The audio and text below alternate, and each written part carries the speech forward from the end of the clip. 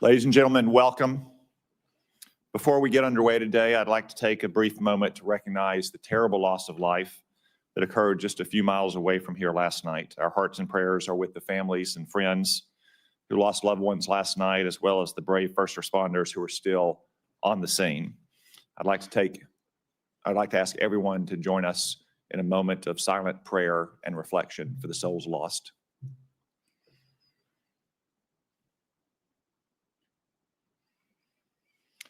Thank you. Next, I want to remind everyone in attendance here that while you are all welcome to observe today's hearing, I will not allow or tolerate disruptions from the audience. Audience members may not verbally or physically distract from the hearing, including by shouting, standing, raising signs, or making gestures that block the view of other members of the audience or the cameras for those watching on television or online. Anyone who does so will be removed immediately by the Capitol Police and banned from return. Welcome everyone to this hearing on President Trump's nomination of Tulsi Gabbard to be the Director of National Intelligence.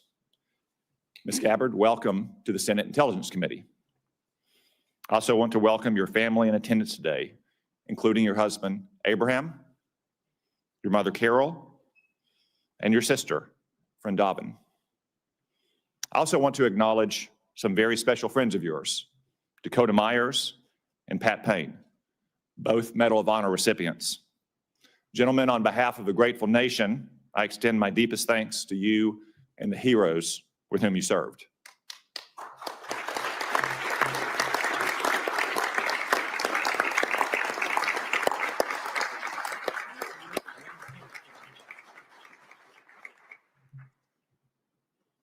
I also note that our next Attorney General, Pam Bondi, is joining us. Apparently, she didn't have enough fun at her own confirmation hearing. Ms. Bondi, welcome and congratulations. And finally, Senator Joni Ernst and former Senator and Chairman of this committee, Richard Burr, will introduce Ms. Gabbard shortly. We look forward to your remarks. I think it's fair to say that Ms. Gabbard's nomination has generated a bit more interest and attention than do most nominees before this committee. But I want to stress that Ms. Gabbard has been and will be treated with the exact same respect, consideration, and professionalism that we extended to every nominee. No more, no less, no better, no worse. That's how we treated CIA Director John Ratcliffe just 2 weeks ago, and how we have treated DNI nominees like Avril Haines and Dan Coates in the past. For instance, Ms. Gabbard has conducted dozens of office meetings with senators. She has completed the committee's standard questionnaire. She has answered 247 questions in writing. This is all in keeping with the committee's customs, precedents, and rules. Before I address the important work ahead at the DNI, please also let me make two observations about some of the accusations about Ms. Gabbard. First, I'm dismayed by the attacks on Ms. Gabbard's patriotism and her loyalty to our country. For instance, Hillary Clinton has smeared Ms. Gabbard, calling her an asset of a foreign nation. Let me remind everyone that Ms. Gabbard has served in our Army for more than 2 decades. She has multiple combat tours, and she still wears the uniform to this day. She has undergone 5 FBI background checks. I spent more than 2 hours last week reviewing the latest, putting eyes on more than 300 pages. It's clean as a whistle. It's fine that we have differences of opinions on policies and programs. I suspect some of my Republican colleagues might disagree with some of Mrs. Gabbard's votes in the House of Representatives. Just as I suspect that some of my Democratic colleagues might criticize Ms. Gabbard's statements and actions since she saw the light and left the Democratic Party. But I sincerely hope that no one today will impugn Ms. Gabbard's patriotism and integrity. Second, I can only laugh at some critics who say that Ms. Gabbard has unconventional views. No doubt she has some unconventional views, like her criticism of Barack Obama's regime change interventions in Egypt and Libya. But guess what? I opposed the disastrous interventions in Egypt and Libya as well. Mubarak was a longtime American partner, and Egypt was a linchpin of our security system in the Middle East. Gaddafi had been scared straight after we toppled the Taliban and Saddam Hussein. He turned over his weapons of mass destruction and cooperated against terrorists. In return, we had lifted sanctions and reestablished diplomatic ties. But President Obama intervened to topple both regimes. And what came next? The Muslim Brotherhood in Egypt and dangerous chaos in Libya to this day. No one ever mistook Mubarak or Gaddafi as the little sisters of the poor. But let's not kid ourselves. The world is a dangerous place, not a church picnic. Ms. Gabbard understands this, which is why she also saw the problem with regime change interventions in these places. The vast number of governments throughout history and still today are not democratic. We may wish it were different and we can work to improve it, but that's the way the world is. If we only befriended nations that shared our system of government and our social and cultural sensibilities, well, we wouldn't have many friends. In a fallen world, we have to take our friends where we find them. No question, stable democracies make the most stable friends, but what matters in the end is less whether a country is democratic or non-democratic, and more whether the country is pro-American or anti-American. I'll confess that those views may be somewhat unconventional, but look at where conventional thinking has got us. Maybe Washington could use a little more unconventional thinking. And I'm sure that the Office of the Director of National Intelligence could use more unconventional thinking. Ms. Gabbard, I submit that if confirmed, the measure of your success will largely depend on whether you can return the ODNI to its original size, scope, and mission. When Congress created the ODNI, we intended to put one office in charge to manage the different agencies of the intelligence community. Congress intended the ODNI to be a very lean organization that would use small staffs to execute specific tasks. Congress in no way wanted yet another unruly bureaucracy layered on top of an already bureaucratic intelligence community. Unfortunately, 20 years later, that's exactly what the ODNI has become. Incredibly, the ODNI now is now larger than any agencies it was established to manage. It has 15 offices and centers, which have many subunits within them. The ODNI staff is measured in the thousands, when it should be measured in the dozens, or maybe a few hundred. I promise that's going to change. I intend to get personnel at the ODNI back to their home agencies doing real intelligence work, not bureaucratic make work. I also expect to cap the size of the ODNI. Ms. Gabbard, if confirmed, I hope you'll be a partner in these vital efforts. Another example of bureaucratic mission creep and empire building is what's come to be known in the intelligence community as DNI taxes. The ODNI levies these so-called taxes on other agencies, shifting and directing funds away from the intelligence community's core mission to the whims and fancies of any particular DNI. That practice, which seems to have grown and run rampant under Director Haynes, is also going to stop. Ms. Gabbard, if confirmed, you have a lot of work ahead of you. And as chairman of this committee, I'm committed to ensuring that we see it all the way through. At this moment, I'll now recognize Senator Risch for a brief statement. Well, thank you very much, Mr. Chairman. I appreciate that. And I want to thank Ms. Gabbard for meeting with me and having the candid conversation we did on the issues. Unfortunately, I have to chair the Foreign Relations Committee. We have our first substantive meeting today on malign influence of China here at home and abroad.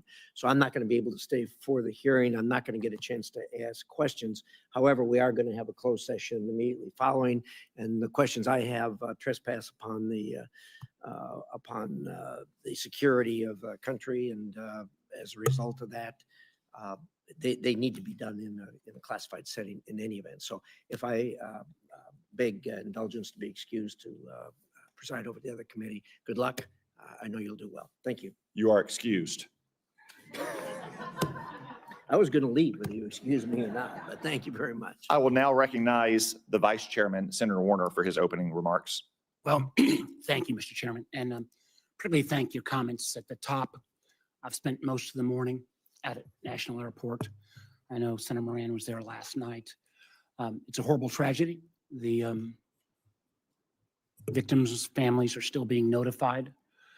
For those of us who live in this region, you know, it's always kind of complicated. We've got Virginia, DC, Maryland, and a host of local jurisdictions. But last night, when this tragedy took place, and I happened to be driving by National on the way home and saw all the first responders rushing to the scene. People came from as far away as Baltimore, Fairfax County. We had DOD and federal officials there. And these first responders, as always, ran towards the tragedy. There'll be a time to figure out what happened and how we rectify it. But today, our thoughts and prayers ought to be with the families, and again, thanking our first responders. Ms. Gabbard, welcome. And congratulations on your nomination to be the next Director of National Intelligence. I'd like to begin by thanking you, literally, for your decades of public service, both in uniform and as a member of Congress from Hawaii. I applaud your continuing commitment to serve should you be confirmed. Now, the President has nominated you to be Director of National Intelligence. Most folks probably don't understand the importance of this position. If confirmed, you would lead 18 agencies of the IC. You'll also serve as the principal advisor to the President, the National Security Council, and the Homeland Security Council for all intelligence matters related to national security. And in this role, you'll be responsible for over $100 billion between the National Intelligence Program and the Military Intelligence Program, or the NIP and the MIP as we call them here. It's a position of great importance and significance to our national security, created after one of our worst national security failures, 9/11. For that reason, when Congress established this position, thanks in large part to our colleague and our friend Susan Collins, it mandated in law that any individual nominated for this position must have, and I quote, extensive national security expertise. Now, I appreciated you taking the time to meet with me, and as I noted in that office, both before and after, I continue to have significant concerns about your judgment and your qualifications to meet the standards set by law. First, as I noted previously, the DNI was created in part to make sure we had appropriate intelligence sharing, which prior to 9/11, obviously we haven't. But the mission also is to not only share information between the IC, but also with our allies. There's no legal requirement that our allies share intelligence with us. It's all predicated on trust. Trust that our allies will protect each other's secrets. It appears to me you have repeatedly excused our adversaries' worst actions, and instead often blame them on the United States and those very allies. For example, you blame NATO for Russia's 2022 invasion of Ukraine. You rejected the conclusion that Assad used chemical weapons in Syria, despite it being the unanimous assessment of the then Trump administration's DOD, State Department, and IC, as well as the assessment of our European allies. Instead, you blame the United States for supporting terrorist groups in Syria. Now, I don't know if your intent in making those statements was to defend those dictators, or if you were simply unaware of the intelligence and how your statements would be perceived. In either case, it raises, at least for this senator, serious questions about your judgment. It also leads me to question whether you can develop the trust necessary to give our allies confidence that they can share their most sensitive intelligence with us. Make no mistake about it. If they stop sharing that intelligence, the United States will be less safe. We've seen this as recently as this past year, where because of those strong intelligence sharing between the United States and Austria, countless lives were saved by disrupting a terrorist attack that was going to take place at the Taylor Swift concert in Vienna. Second, you have been publicly outspoken in your praise and defense of Edward Snowden, someone who betrayed the trust of our nation and jeopardized the security of our country. The truth is, the vast majority of the information he stole and leaked before running off to China and Russia, might I add, had nothing to do with Americans' privacy and compromised our most important sources and methods. And in many ways, we're still paying a price for that. And I believe that Edward Snowden's action put our men and women in uniform in places like Iraq and Afghanistan at risk. You have celebrated Snowden as a, quote, brave whistleblower, and actually put forward legislation asking for his pardon. Furthermore, when given the opportunity to clarify your position in pre-hearing questions, you declined. And instead, you expressed, and again, I quote, the DNI has no role in determining whether or not Edward Snowden is a lawful whistleblower. Boy, that is troubling to me in so many ways. Not only do you think that someone who divulged secrets and then ran off to Russia should be celebrated as brave, but you don't seem to understand the DNI's role in determining whistleblower determinations. In fact, the DNI has a significant role in transmitting lawful whistleblower complaints to this committee. They're all laid out right here in the statute. And I would have serious concerns about confirming someone who cannot distinguish between complaints that are made lawfully and those that are made not. In the statute, it says the job of the DNI is to protect intelligence sources and methods from unauthorized disclosure. That's a quote. I guess I'm asking, what message would it send to have a DNI who would celebrate the work of a member of the IC or a contractor that would, on their own mission, to decide what's appropriate to leak? I don't understand that. Third, until recently, you had a clear and consistent record of opposing FISA 702. I know members on this committee already understand how important this is, but for folks who don't, this law is critical to our national security. Literally 60% on average of what goes into the president's daily brief, what President Trump will read each day in assessing what's going on in the world, comes from this important piece of law that allows us to seek out those foreigners abroad for coverage. And it's helped prevent terrorist attacks. It helps us prevent foreign cyber attacks. It helps us on a topic that a lot of folks are looking at, fentanyl trafficking. Now, many in this Congress and many on the committee have tried to reform this legislation to better balance security and civil liberties. However, you have consistently gone further. Not only did you vote against reauthorizing 702, you actually introduced legislation to fully repeal the whole thing, calling it again, quote, a blatant disregard for our Fourth Amendment constitutional rights. Now, I understand that since you've been nominated to be DNI, you've expressed a change of heart. I think that's welcome, but I have to tell you, as I view this as a job interview, as I try to make my judgment on whether you should be confirmed, I don't find your change of heart credible. Because the world today is more complex and more dangerous than ever before. And we need serious people with sufficient experience to be able to navigate that complexity. I hope you use this opportunity to address my concerns and all of the members of this committee. I appreciate again your service, and I'm looking forward to a thorough discussion. Thank you, Mr. Chairman. Thank you, Mr. Vice Chairman. We welcome back Senator Richard Burr, the former chairman of this committee who has emerged from retirement to introduce Ms. Gabbard. Yet still in retirement, he still seems unable to find a pair of socks. Nonetheless, we say thank you and welcome you back, Senator Burr. Some things are very predictable, Mr. Chairman. Chairman Cotton, Vice Chairman Warner, members of this distinguished committee, I want to thank you for allowing me to join you today to provide my thoughts and support on behalf of Tulsi Gabbard's nomination to be Director of National Intelligence.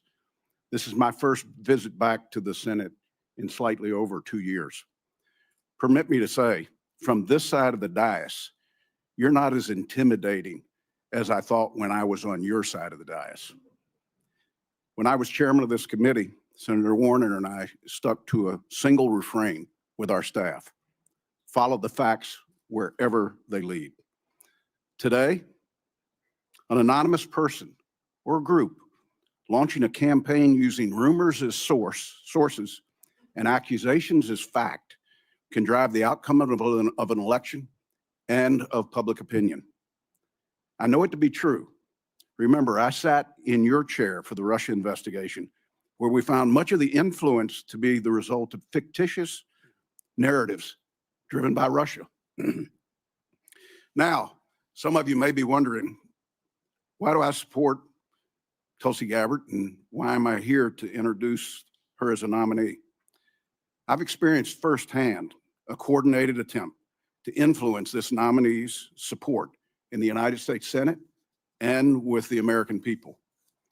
I was contacted by several national journalists shortly after the president nominated Tulsi, asking me to confirm one of the many rumors circulating about this nominee. I informed each journalist over a 5-week period that the rumors shared with me was simply not true. This narrative was shared from one journalist to the next journalist to the next journalist. I assume today they ran out of journalists. This was a coordinated effort to kill this nomination. Advise and consent is the responsibility of the United States Senate, and I truly believe that each member takes it seriously. All members of this committee were offered the opportunity for individual meetings with Tulsi, and if you chose not to meet with her, it's on you. I've done my homework, and here are the facts. Tulsi Gabbard's historic life began at birth. She's the first American Samoan-born member of Congress, period. She graduated from Hawaii Pacific University with a degree in business administration with a concentration in international business. In 2002, at age 21, Tulsi became the youngest woman in America ever elected as a state representative.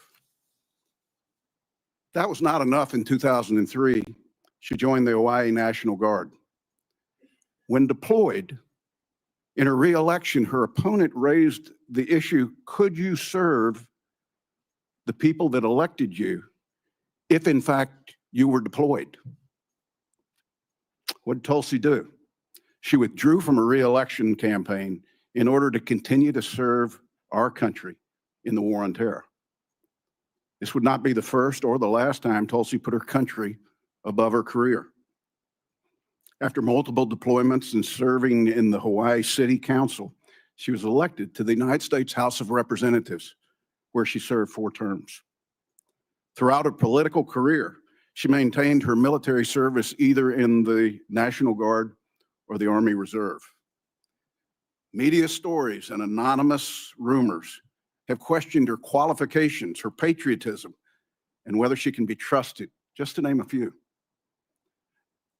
I refuse to question the qualifications of a woman who's worn the uniform of her nation for 22 years and never taken it off.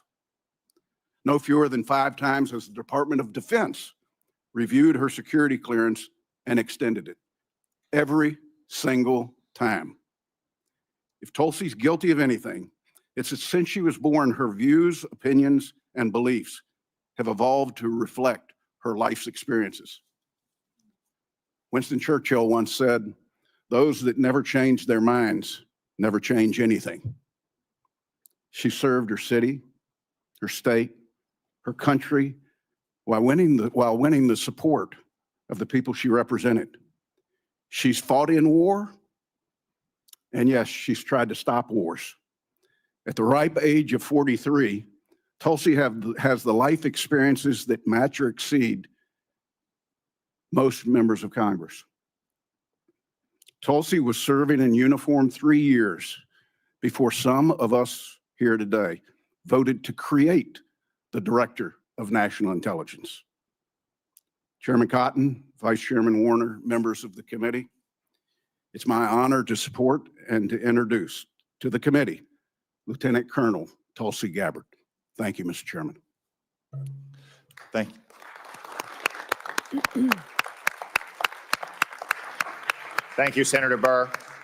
Now our colleague, Senator Joni Ernst of Iowa, has taken a few minutes out of her very busy schedule to be here to introduce Ms. Gabbard as well. Senator Ernst.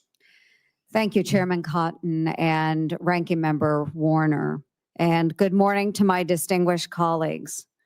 I also do want to take a moment this morning to recognize the lives that were lost in the collision near DCA last night. It is a truly heartbreaking tragedy. My prayers are with the victims' families and their loved ones. So thank you. Duty, honor, service. These are not just words. They are principles that have guided Lieutenant Colonel Gabbard. As a young enlisted soldier in the Hawaii National Guard, Tulsi answered the call to duty upon her deployments to the Middle East.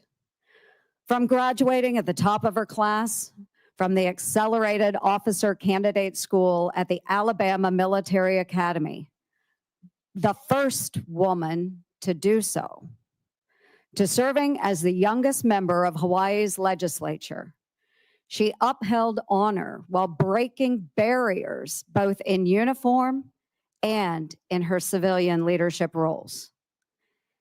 And today, Lieutenant Colonel Gabbard demonstrates her commitment to service by sitting before this committee, prepared to answer the nation's call yet once again, this time as the next Director of National Intelligence. Tulsi and I share similar backgrounds, both to our nation and to our communities. We've worn the same uniforms, serving in the Army National Guard and Army Reserves, leading battalions and deploying to Iraq and Kuwait. We've both had the privilege of serving in our state legislatures and in Congress, representing the people who shaped our lives and our communities. Tulsi exemplifies what it means to rise above partisanship, putting the needs of the American people over political divisions. She put her own life on the line in combat operations and now has set aside partisan differences as a former Democrat member of Congress to answer the call to serve in a Republican administration. The mainstream media has fought to paint their own picture of Tulsi Gabbard. But let's talk about the real Tulsi Gabbard, the woman and the soldier who I've come to know and respect. And I've known Tulsi for the past decade. Relationships matter. In 2015, then Congresswoman Gabbard met my dear friend Owen, who was a dear friend of mine from Iowa State University. Owen was a wounded special operations warrior who embodies the resilience and strength of our military community. Owen was the subject of an attack in Afghanistan where he lost his leg and his left eye serving in the war. After this attack, or during this attack, Owen was tossed into the dead pile. Owen, bleeding and in excruciating pain, cried out to his teammates, "I'm not dead." Thankfully, his fellow warfighter attended to Owen. But the road to recovery was long and hard, including a stint at Walter Reed Medical Center. During this time, Owen met a fellow warrior and patriot, Congresswoman Tulsi Gabbard, who became a friend, and today they remain in touch. Owen prides himself in being a very good judge of character. And Tulsi, he speaks volumes of your character. Owen's final message to me before this hearing was, Tulsi has maintained her integrity throughout her career. She's the same gal I met in 2015. She always makes time for our old, broken warriors. And colleagues, I will leave you with this. You know me. I trust Tulsi Gabbard. She will be honest with you. She will listen to your concerns. She will be receptive to your feedback. And rest assured, Lieutenant Colonel Gabbard loves this country, a fact proven by her willingness to put her life on the line to defend it. For over 20 years, she has put on the uniform and checked her political views at the door with one mission in mind: to protect and defend our great United States of America. Tulsi, duty, honor, and service have marked your life. Thank you for your extraordinary dedication to our nation, for embodying the values that make our military the best in the world, and for stepping up to serve yet once again as President Trump's Director of National Intelligence. Relationships matter. I urge my colleagues to support this nomination. My best wishes to you, Tulsi, and to your family. God bless our country. Thank you, Mr. Chair. Thank you, Senator Ernst. I know that Senator Ernst has a busy schedule to include a hearing for Dan Driscoll, the Secretary of Army nominee at the Armed Services Committee. I'm sure Senator Burr has to go on a fishing trip or something. So we will excuse both senators from the witness table.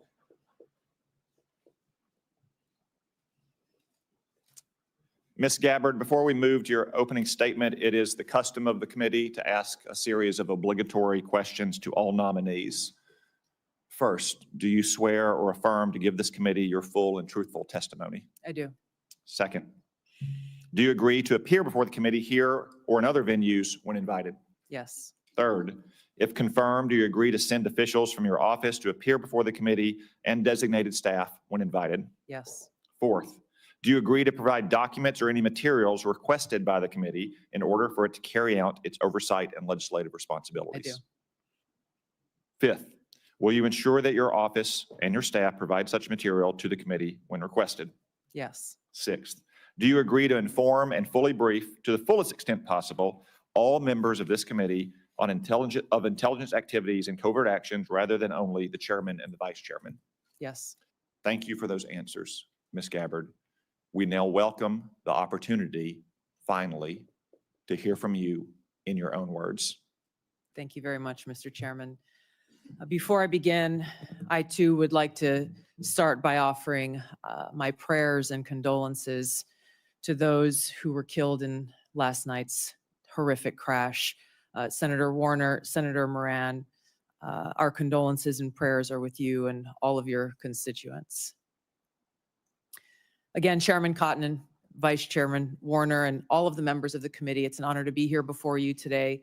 I've appreciated the opportunity to meet with so many of you and address your questions and concerns before today's hearing. I know they've gone, but I'm grateful to Senators Burr and Ernst for their trust and their confidence in taking time to join us here today. To my husband, Abraham, my family, friends, fellow veterans, Medal of Honor recipients, and patriots, thank you for your love and support. I'm honored and grateful to President Trump for his trust and confidence in nominating me to serve our country as the Director of National Intelligence at a time when trust in the intelligence community, unfortunately, is at an all-time low. Chuck Schumer admitted a few years ago, quote, "You take on the intelligence community, they have 6 ways from Sunday at getting back at you." For too long, faulty, inadequate, or weaponized intelligence have led to costly failures and the undermining of our national security and God-given freedoms enshrined in the Constitution. The most obvious example of one of these failures is our invasion of Iraq based upon a total fabrication or complete failure of intelligence. This disastrous decision led to the deaths of tens of thousands of American soldiers, millions of people in the Middle East, mass migration, destabilization, and undermining of the security and stability of our European allies, the rise of ISIS, strengthening of Al-Qaeda and other Islamist jihadist groups, and strengthening Iran. Here are just a few other examples. The American people elected Donald Trump as their president not once, but twice. And yet the FBI and intelligence agencies were politicized by his opponents to undermine his presidency and falsely portray him as a puppet of Putin. Title I of FISA was used illegally to obtain a warrant to spy on Trump campaign advisor Carter Page, using a Clinton campaign-funded false dossier as their so-called evidence. Biden campaign advisor Tony Blinken was the impetus for the 51 former senior intelligence officials' letter dismissing Hunter Biden's laptop as disinformation specifically to help Biden win the election. Former DNI James Clapper lied to this committee in 2013, denying the existence of programs that facilitated the mass collection of millions of Americans' phone and internet records, yet was never held accountable. Under John Brennan's leadership, the CIA abused its power to spy on Congress, to dodge oversight, lied about doing it until he was caught, and yet has never been held responsible. Under Biden, the FBI abused its power for political reasons to try to surveil Catholics who attend traditional Latin Mass, labeling them as quote unquote radical traditionalist Catholics. Personally, just 24 hours after I criticized Kamala Harris and her nomination, I was placed on a secret domestic terror watch list called Quiet Skies. Sadly, there are more examples. The bottom line is this must end.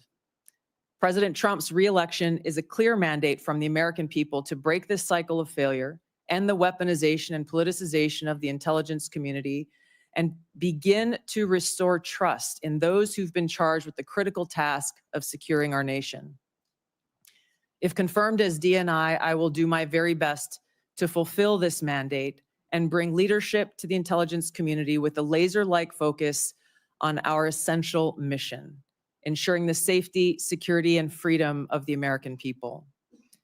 As the President's principal intelligence advisor, I'll begin by leading by example, checking my own personal views at the door, and committing to delivering intelligence that is collected, analyzed, and reported without bias, prejudice, or political influence.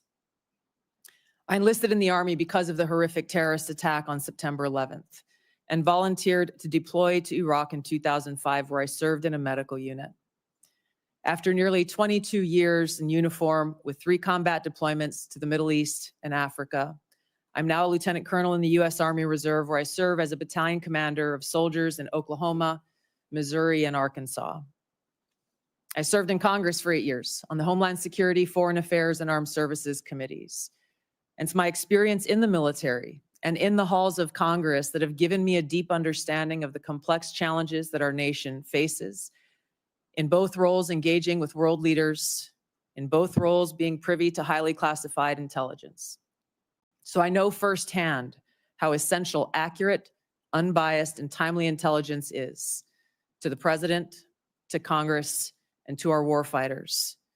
I also know the heavy cost of intelligence failures and abuses. Senator Collins, you led the creation of ODNI specifically to address those intelligence failures of 9/11 and Iraq's so-called WMDs. The need for the ODNI under strong leadership still exists today.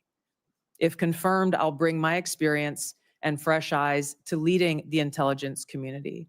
And my day one priorities will be to assess the global threat environment, identify where gaps in our intelligence exist, integrate intelligence elements, increase information sharing, and ensure that unbiased, apolitical, objective collection and analysis to support the president and policymakers' decision-making occur. I'll work to end the politicization of the intelligence community and ensure there is a clear mission focus in the IC on its core mission of this unbiased, apolitical collection and analysis of intelligence to secure our nation. I'll work to rebuild trust through transparency and accountability. This is a national security imperative. And I'll work to assess and address efficiencies, redundancies, and effectiveness across ODNI to ensure focus of personnel and resources is on our core mission of national security. Now, in my meetings that I've had with many of you, you expressed bipartisan frustration about recent intelligence failures, as well as the lack of responsiveness to your requests for information. Whether it's the surprise October 7th Hamas terrorist attack, to the sudden takeover of Syria by Islamist extremists, failures to identify the source of COVID, anomalous health incidents, UAPs, drones, and more. If confirmed, I look forward to working with you to address these issues. Ensuring the safety, security, and freedom of the American people is a mandate of leadership that rises above partisan politics. If confirmed, my commitment to the president, to you, and to the American people is this: I will do my very best to find the truth, no matter where it leads, and share that truth with President Trump, his advisors, and you in Congress, providing you with that unbiased, timely, and accurate intelligence as you make the tough decisions that'll impact the safety, security, and freedom of the American people. Now, before I close, I want to warn the American people who are watching at home. You may hear lies and smears in this hearing that'll challenge my loyalty to and my love for our country. Those who oppose my nomination imply that I am loyal to something or someone other than God, my own conscience, and the Constitution of the United States, accusing me of being Trump's puppet, Putin's puppet, Assad's puppet, a guru's puppet, Modi's puppet, not recognizing the absurdity of simultaneously being the puppet of 5 different puppet masters. The same tactic was used against President Trump and failed. The American people elected President Trump with a decisive victory and mandate for change. The fact is, what truly unsettles my political opponents is I refuse to be their puppet. I have no love for Assad or Gaddafi or any dictator.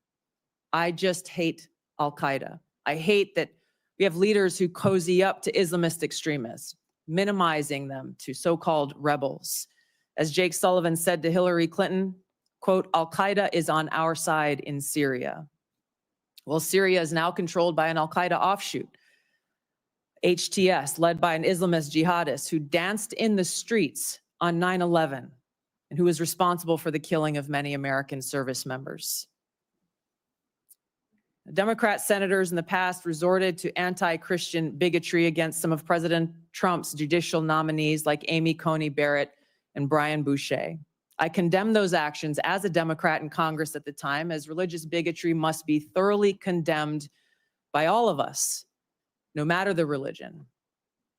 Unfortunately, there are some Democrat senators who still don't understand the principle of freedom of religion and Article 6 of the Constitution. Quote, no religious test shall ever be required as a qualification to any office or public trust under the United States.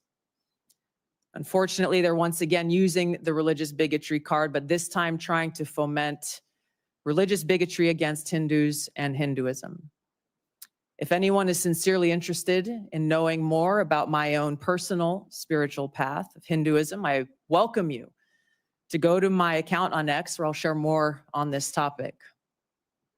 If confirmed as Director of National Intelligence, I will continue to live by the oath that I have sworn at least 8 times in my life, both in uniform and as a member of Congress. I will support and defend our God-given freedoms enshrined in the Constitution of the United States against all enemies, foreign and domestic, and I will bear true faith and allegiance to the same. Thank you very much for your time. I look forward to your questions. Thank you, Ms. Gabbard. A few reminders before we begin our 5-minute round of questioning. First, a reminder to the audience, once again, I will not tolerate disruptions or disturbances either in favor of or in opposition to Ms. Gabbard. We all came to hear from Ms. Gabbard, not from you. 2 reminders to my colleagues. We'll have a 5-minute round of questions. Not 5.5, not 6, 5-minute round. We will also have a closed session after this hearing in which you'll have another 5-minute opportunity to ask questions. Second, if any question, as Senator Risch alluded to, begins to approach the line of classified material, my crack staff will advise me and I will ask you to hold the question until we get to a closed setting. Mr. Chairman, could I just inquire? I was under the understanding that if in the open round, because this is the only time the American people will be able to see this judgment, you'd agreed if certain members needed to ask a second round of questions in the public setting, that would be available. As is our custom, if a member waits until the end of the opening round and has a follow-up question, then we will permit that follow-up question. Thank you, Mr. Chairman. Ms. Gabbard, if confirmed, you'll be entrusted with our nation's most important secrets. We're all entrusted with that information to serve the American people and to keep our country safe. Unfortunately, as you said in your opening statement, we've seen too many instances in recent years of people who were trusted with classified information and went on to abuse and politicize that trust. For example, in October 2020, more than 50 former intelligence officers, many of whom still held a top secret clearance, wrote a letter invoking their credentials to make false claims about Hunter Biden's laptop, likely being Russian disinformation. Do you agree that this was an example of intelligence professionals abusing and politicizing their past positions and credentials? Yes, Mr. Chairman, I do. And it is an example of what needs to end and why the American people elected President Trump to bring about those necessary reforms. Thank you. Will you commit that no one who abuses his past position and credentials in this fashion will hold a security clearance in the future? Yes. Thank you. Now, I want to be fair to my Democratic colleagues. Such abuses aren't just a problem on the left. Also in 2020, President Trump's former national security advisor, John Bolton, published a book in which he revealed sensitive conversations with the president on national security matters, including highly classified information. He didn't submit this book for review and approval to ensure that our national security secrets were protected. Do you agree that John Bolton's actions likewise undermine public trust? Yes, Mr. Chairman. Will you commit that no one who so abuses his past position and risks the exposure of classified information by publishing a book without submitting it for review and getting approval before publication will hold a security clearance again or be trusted with classified information again? Yes. Thank you. Let's move on to the topic of OD&I reform that I mentioned in my opening statement. Congress originally envisioned the OD&I to be a small coordinating agency that directs rather than replicates the now 18 constituent agencies that make up our intelligence community. Over the years, however, the OD&I has strayed from this vision to an organization that now publicly boasts nearly 2,000 people, more than half of whom are not detailed from an intelligence agency, but rather are career OD&I bureaucrats. They've even developed centers that are producing their own analysis. Will you commit today to working with this committee to restoring the OD&I to its original size, scope, and function? Yes, Senator, I look forward to working with you and the committee as I, if confirmed, assess the current status of who is working in the OD&I and the function that they fulfill to make sure of its effectiveness and elimination of redundancies and bloating. Thank you. Do you support some of the policy proposals I mentioned in my opening statement about capping the size of the OD&I, eliminating OD&I taxes, returning employees back to their home agencies to do real intelligence work? Yes, Senator, I look forward to working with you as we assess where the OD&I needs to be in order to fulfill its core mission and function.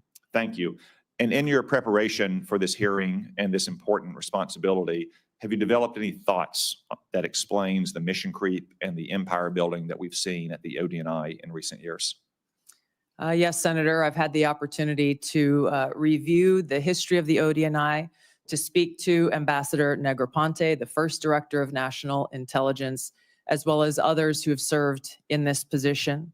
I think there are a number of contributing factors to the creation of centers, or not centers, but offices like the recently eliminated Office of DEI within ODNI, and other areas where I need to go in and assess the replication and the duplication of responsibilities that exist elsewhere and some of the other intelligence elements that ODNI has oversight over.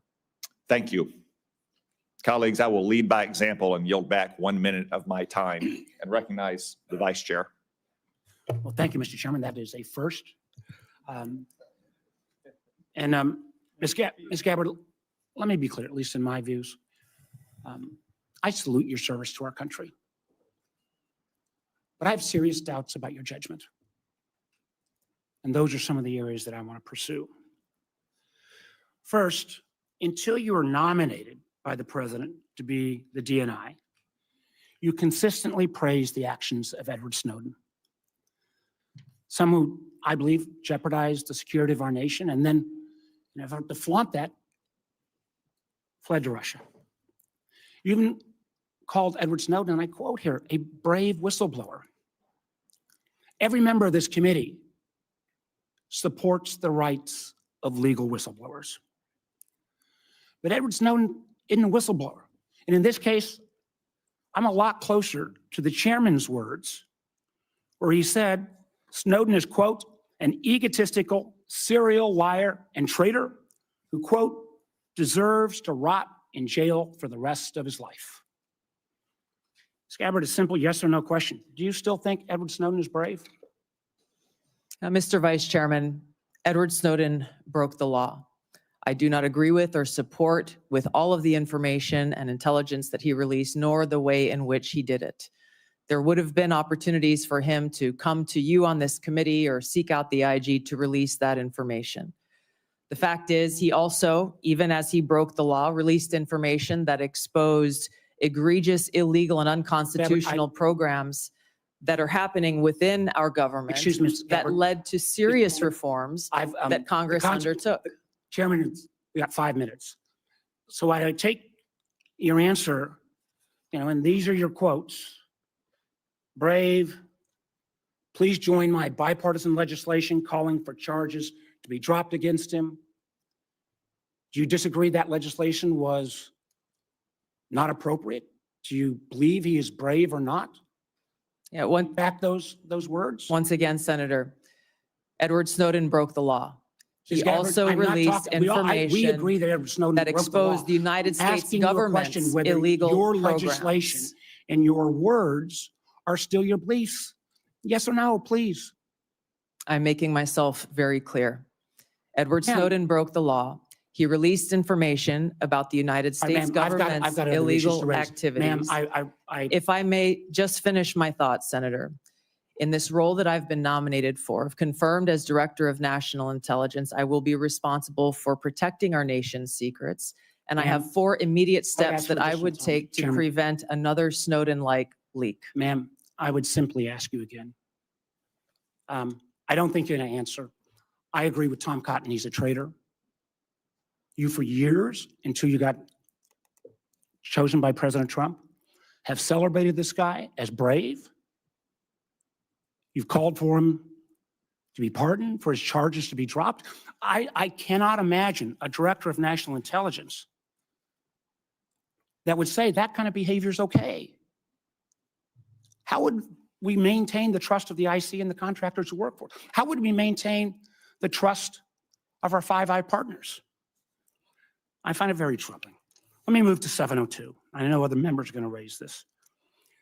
Remember, the 702 is critical to our national security. 60% of the president's daily brief, 60% of the information President Trump gets every day in a PDB will come from this. You've had a long history of opposing 702.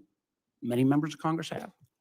But one of the things you actually done that not many have is not to reform it, but you actually said you wanted to repeal it. But now, whether it's confirmation conversion or whatever, you call 702 vital.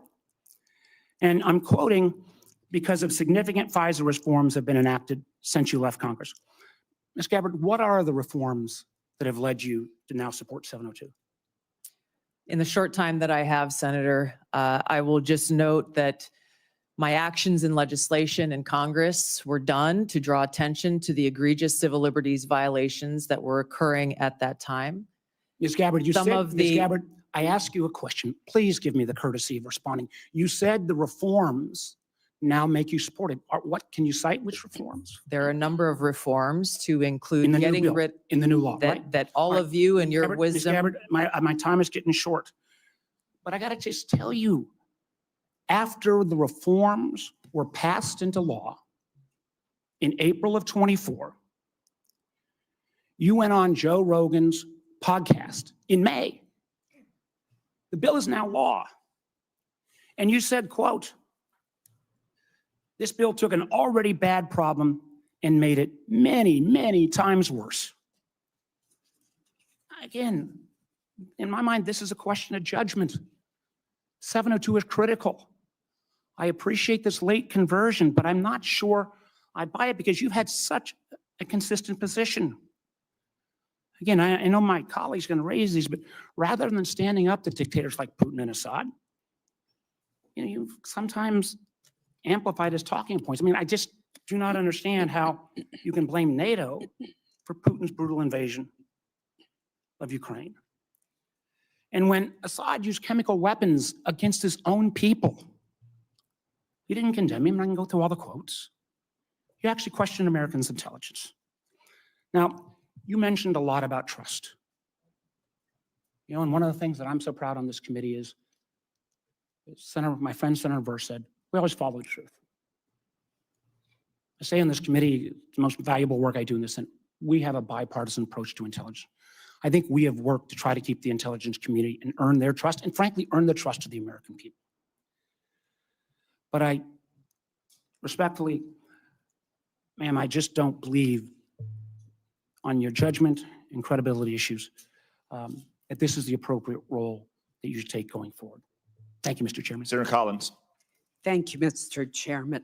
Ms. Gabbard, Edward Snowden does stand out as having done particularly grave harm to our national security by revealing top secret information, including sensitive sources and methods, thus jeopardizing agents in the field. So let me ask you a question. If confirmed, would you support or recommend a pardon or any kind of clemency for Edward Snowden? Thank you for the question, Senator Collins. If confirmed as the Director of National Intelligence, my responsibility would be to ensure the security of our nation's secrets and would not take actions to advocate for any actions related to Snowden. So the answer is no. Is that Correct. correct? In 2020, you introduced the Protect Brave Whistleblowers Act, which would amend the Espionage Act to make it more difficult to prosecute individuals who reveal classified information. In particular, the bill would allow individuals to disclose even top secret information as long as it's not done with the specific intent to injure the United States or advantage any foreign nation. Your bill would also have created an affirmative defense if public disclosure of classified information were made for several reasons, one of which was to expose gross waste of funds. I strongly oppose this legislation, which would hamper our ability to prosecute people who give our adversaries classified information. So let me ask you this, Ms. Gabbard, do you still support providing individuals who have access to top secret information with the ability to make their own decisions regarding whether that information should be publicly disclosed, even though disclosure may cause tremendous harm to our country or our allies? Senator, we cannot and should not have individual vigilantes within the intelligence community making their own decisions about how and where and when to expose our nation's secrets. The intent of the legislation that you have pointed out was pointed towards ensuring due process for those who are charged under the Espionage Act in a court of law. This is a law that has been abused in some cases and used for political purposes. President Obama charged more people under the Espionage Act than all other presidents combined. If confirmed as the Director of National Intelligence, my sole focus and goal would be our nation's security, which includes ensuring the security of our nation's secrets. And I would work to make sure that we don't have any disclosures or vigilantes taking it upon themselves. There are numerous legal paths that will protect this information for those who feel they have concerns.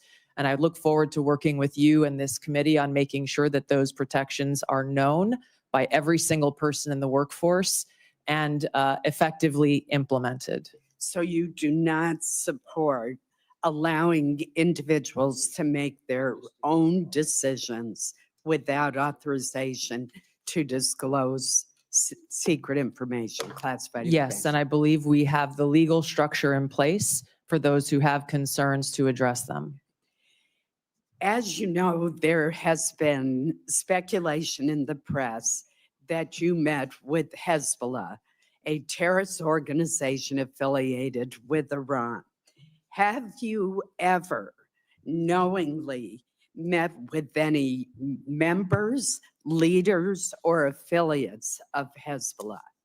No, and it is an absurd accusation.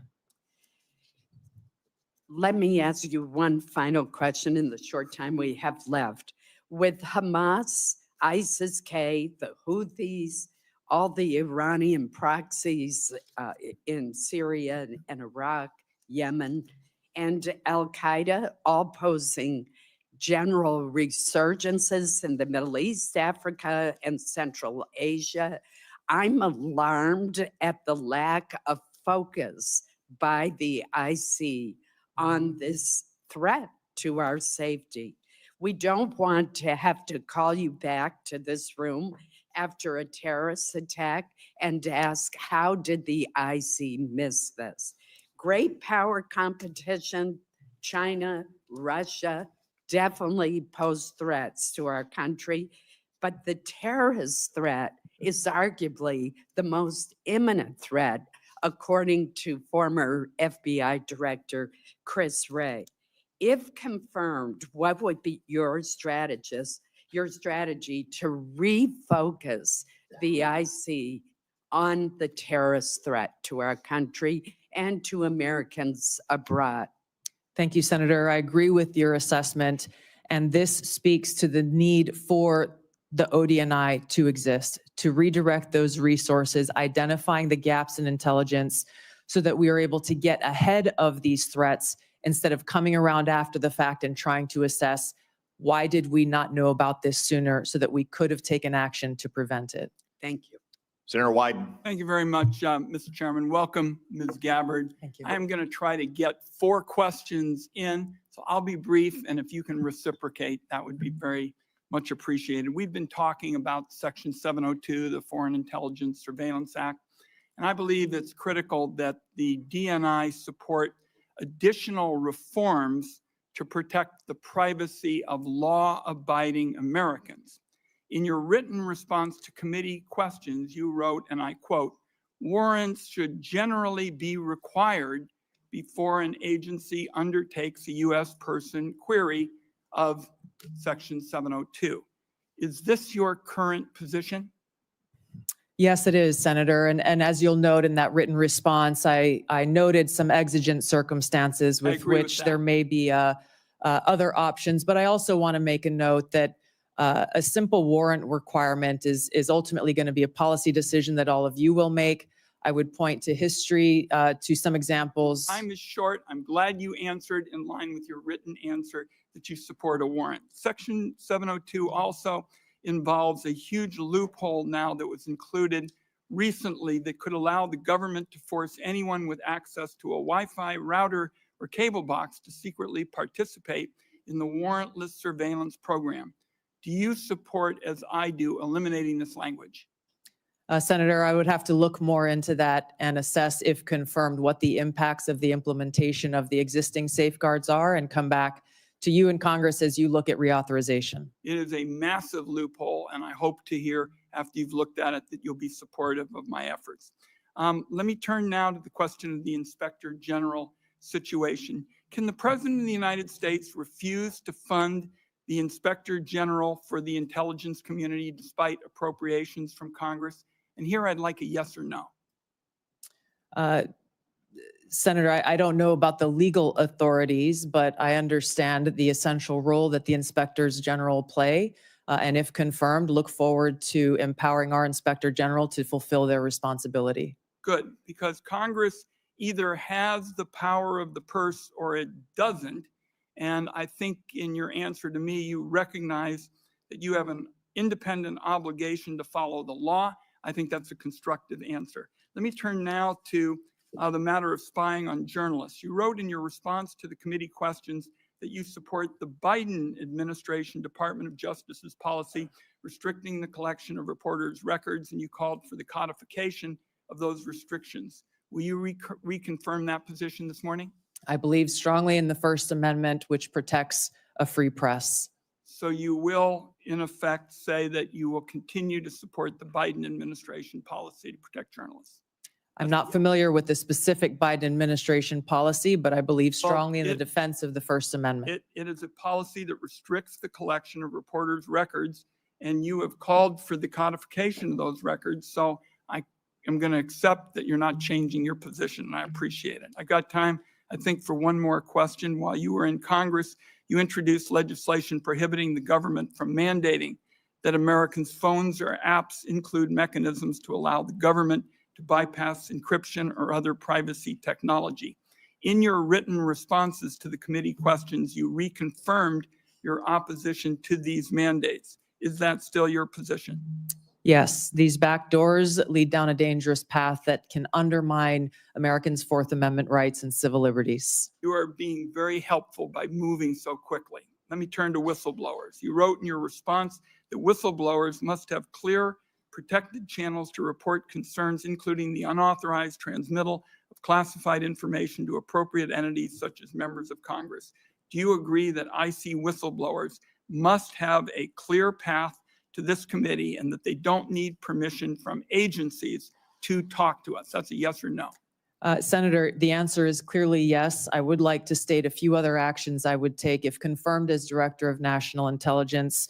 Is number one, make sure that we don't have illegal and unconstitutional programs within the intelligence community, making sure that we enact security clearance reform to limit access to our nation's top secrets, make sure that every single person in the workforce understands their rights as whistleblowers and the legal channels to take, which would include coming directly to you as members of Congress, as well as establishing a direct hotline to myself should they choose to take that path. One last question, if I might. Would you support the declassification of the committee's full report on the CIA's torture program? Senator, I believe in transparency. I have not seen this, and so cannot make an honest assessment for that answer. Thank you, Mr. Chairman. Senator Cornyn. Welcome, Ms. Gabbard. Congratulations and thank you for your service to our nation. I hope you will take to heart the chairman's comments about the exploding bureaucracy, not only in the government generally, but in the office of the Director of National Intelligence.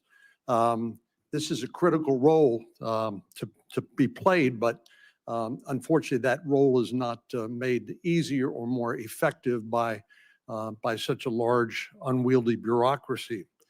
Do you believe that the President of the United States should get all of the lawfully collected intelligence that's available in order to inform his judgments as Commander-in-Chief? Senator, not only is the answer a strong yes, I would say that it is the Director of National Intelligence responsibility to make sure that the President has access to all the intelligence so that he can make the best informed decisions for our country. And you will be the one actually briefing him on a daily basis, correct? That's correct. And the president's daily brief, and we've heard that that is composed of about 60% of it's composed of information gleaned by collection under Section 702 of the Foreign Intelligence Surveillance Act. I've heard your comments to Senator Wyden and others. You and I talked about the importance of getting dissenting views in front of the president so that we don't have groupthink, which can be very dangerous, particularly in the intelligence collection areas. And I appreciate your agreeing that presenting the policymakers, including the president, with dissenting views is very important. Are you aware that overwhelmingly the courts that have looked at a challenge to Section 702 based on the Fourth Amendment and any potential warrant requirement have overwhelmingly said that the Fourth Amendment is not implicated by search of lawfully collected intelligence? I am aware, yes, Senator. And do you disagree with that? What I began to say in answer to Senator Wyden's previous question on this issue is, number one, the decision about a warrant requirement will be yours to make, Well, you not will be mine as the you will- Director of you'll National be Intelligence. You'll be the Director of National Intelligence, and people will be wanting to hear from you about what we should do as policymakers. Admittedly, you're not going to be a policymaker, but you certainly will inform us. And wouldn't you do agree that the courts have overwhelmingly held that a warrant is not required, correct? Yes, Senator, I'm aware of the court rulings. What my commitment is to make sure that we uphold the Fourth Amendment rights of Americans in protecting against unlawful seizure and search. There are many different ways to do this. The devil is in the details. There are examples of how even in situations under Title I where a warrant is required to surveil Well, a U.S. Title I is different. I agree. Correct. I agree with you on that. But my point, and that Senator, if was I may just misused- finish. Excuse me. If that was misused in the case of Carter Page and basically an FBI lawyer lied Right. in order to secure that warrant. Which is why there are safe. What would be necessary to be shown in order to establish probable cause to a judge in order to obtain a warrant? Again, Senator, that's not for me to say. That would be for you all to decide and for the Attorney General to weigh in on. Do you know what the elements of probable cause are and whether that's a practical and workable solution? This is the center of the debate, the high standard of probable cause that's required to get a warrant, and why this will continue to be a conversation, again, with the Attorney General weighing in and all of you in Congress making this policy decision. The CIA director, John Ratcliffe, said during his testimony before this committee that he believed that a warrant is not only required by law, but is actually impractical. Do you disagree with that or agree with that? I will be in a better position to make an assessment on the practical implications of this if confirmed as DNI. My commitment remains to uphold the Constitution and Americans' Fourth Amendment rights. Where would the warrant be sought? Would it be in the Foreign Intelligence Surveillance Court or would it be in some other Article III court? My understanding is that it would be in the Foreign Intelligence Surveillance Court. Are you aware of the fact the Foreign Intelligence Surveillance Court has held that a warrant is not required? I am aware. Thank you. Thank you. Senator Heinrich. Thank you, Chairman. Welcome. You traveled to Syria and Lebanon in January 2017. Bassam Kawam personally paid for that trip, and Bassam and his brother Ilyas accompanied you to both Lebanon and Syria. The Kawam brothers have links to the Syrian Social Nationalist Party, an ally of Hezbollah. And in fact, in 2008, the Syrian Social Nationalist Party participated in the assassination of a former Lebanese prime minister and assisted Hezbollah in Beirut. When did you become aware of the links between the Kawam brothers and the Syrian Social Nationalist Party? Senator, thank you for your question. Just a point of clarification. I paid for my own expenses and travel on that trip.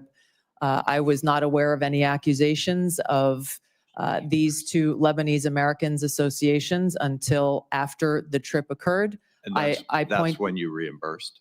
Because Correct. you Correct. 'Cause Not, originally- not because of, I wanted to make sure that there were no perceived conflicts of interest.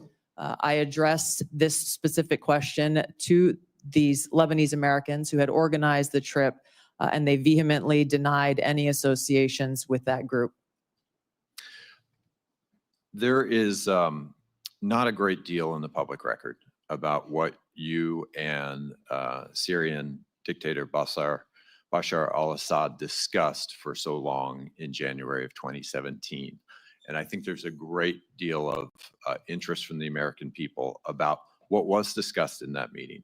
So what did you talk about? And did you press Assad on things like his use of chemical weapons, systematic torture, and the killing of so many Syrians? Yes, Senator. Upon returning from this trip, I met with people like then Leader Nancy Pelosi and Steny Hoyer, talked to them and answered their questions about the trip. And quite frankly, I was surprised that there was no one from the intelligence community or the State Department who reached out or showed any interest whatsoever in my takeaways from that trip. I would have been very happy to have a conversation and give them a back brief. I went with former Congressman Dennis Kucinich, who had been there many times before and who had met with Assad before. A number of topics were covered and discussed. And to directly answer your question, yes, I asked him tough questions about his own regime's actions, the use of chemical weapons and the brutal tactics that were being used against his own people. Were you able to extract any concessions from President Assad? No, and I didn't expect to, but I felt these issues were important to address. According to your revised trip report, your third meeting in Syria after meeting with Assad and then his wife was with Grand Mufti Ahmad Badreddin Hassoun. Forgive me if I'm not pronouncing that correctly.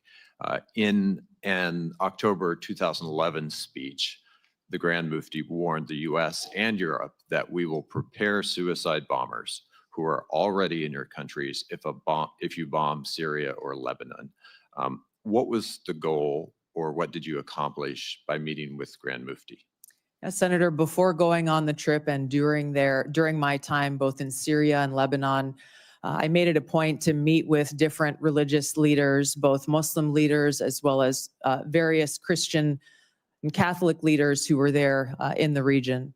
I did that both in Syria and in Lebanon to hear from them about what their concerns or thoughts were with regard to the war that was being waged at the time. Were you aware of his threats regarding suicide bombers in the United States? I was not and had not heard that until today. Who vetted the people that you met with on this trip to Syria and Lebanon? The itinerary was created by former Congressman Dennis Kucinich, his constituents who he had traveled with to Syria and Lebanon a number of times before. Some of the individuals that I met with were looked at prior to the trip. Others came up during the trip that were unexpected. Just in complete hindsight, would you view this trip as good judgment? Yes, Senator. And I believe that leaders, whether you be in Congress or the President of the United States, can benefit greatly by going and engaging, boots on the ground, learning and listening and meeting directly with people, whether they be adversaries or friends. Last question. Who do you blame? Who's responsible for the war in Ukraine? Putin started the war in Ukraine. Thank you. Senator Moran, before your questions, I want to extend all of our condolences in particular to you for the loss of life for your fellow Kansans last night in that air crash. Our prayers are with all of your people back home who lost loved ones.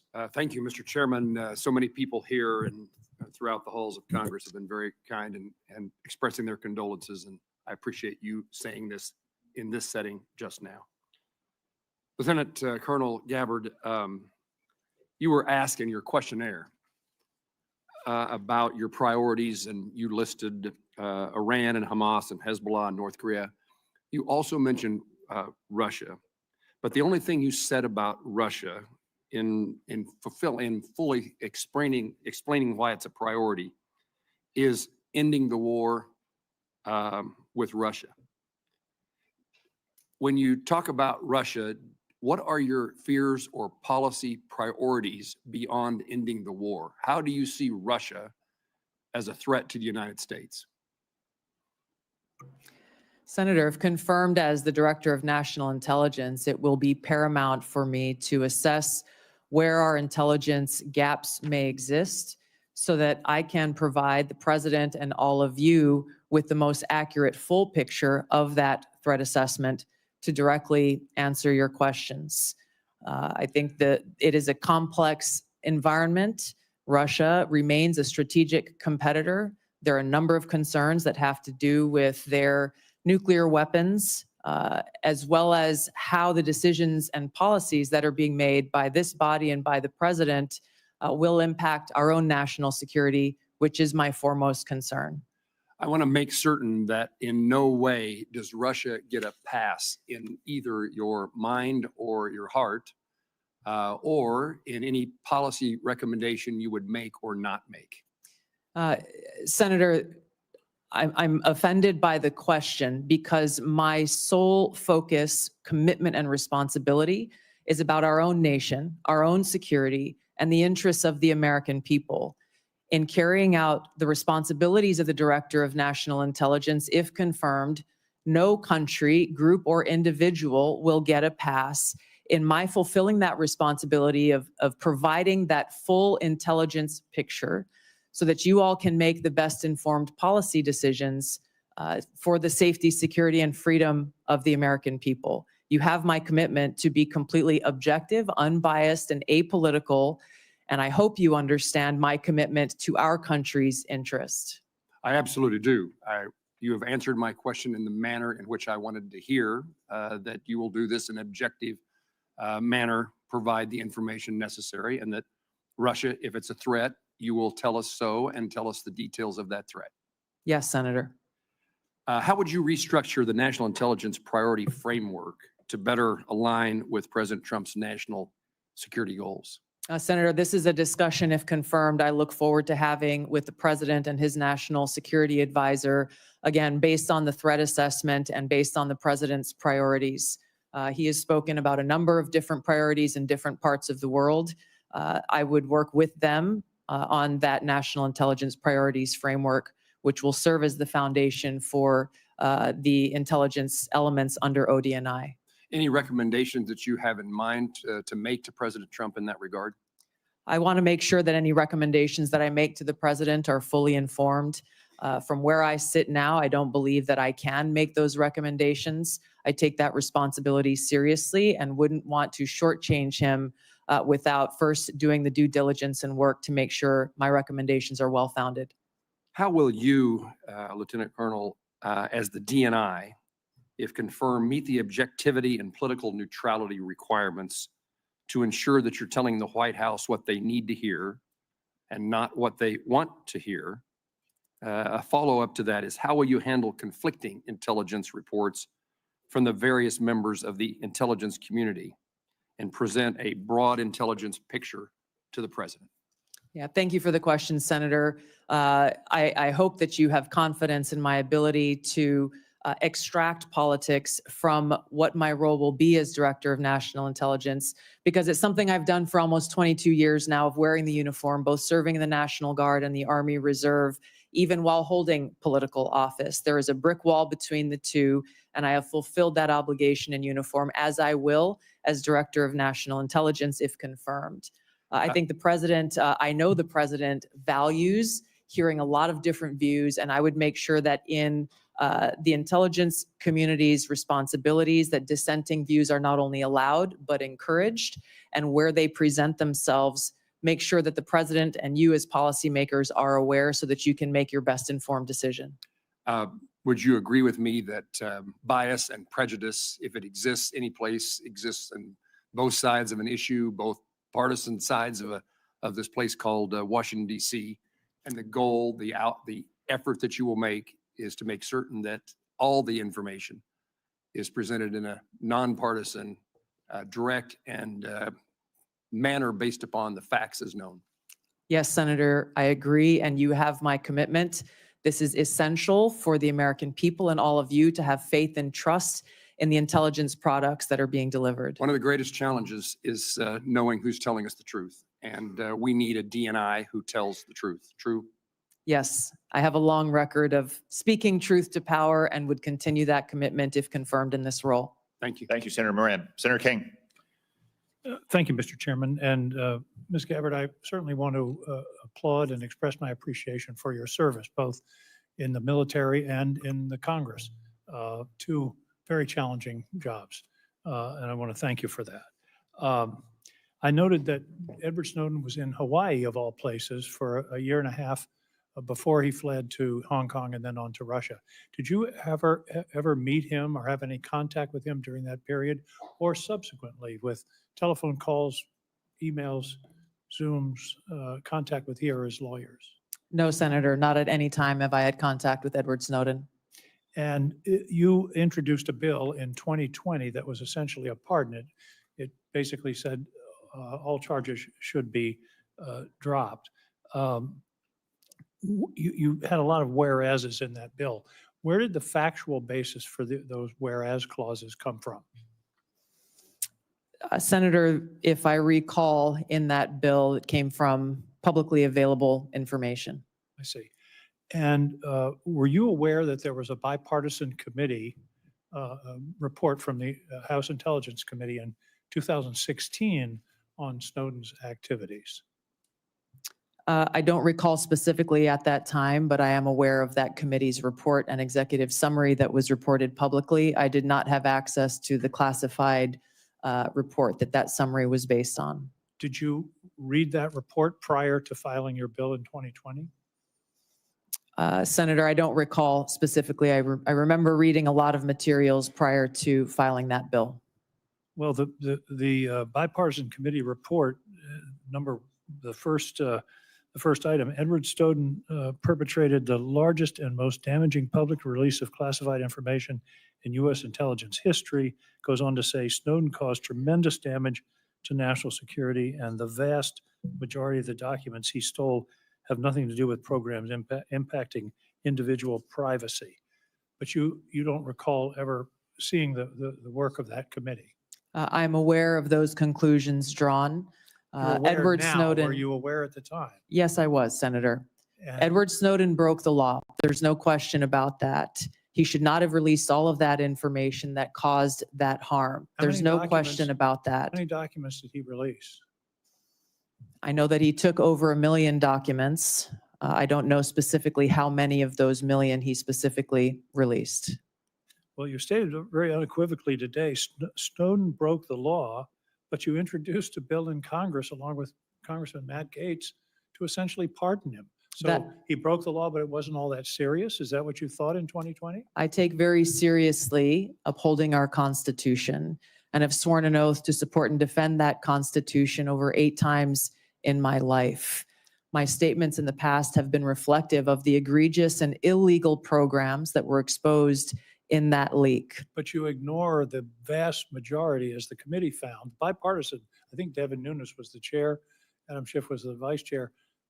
The conclusion was that the vast majority of these things that he released had nothing to do with constitutional rights, the Fourth Amendment, but indeed were enormous compromises of our national security.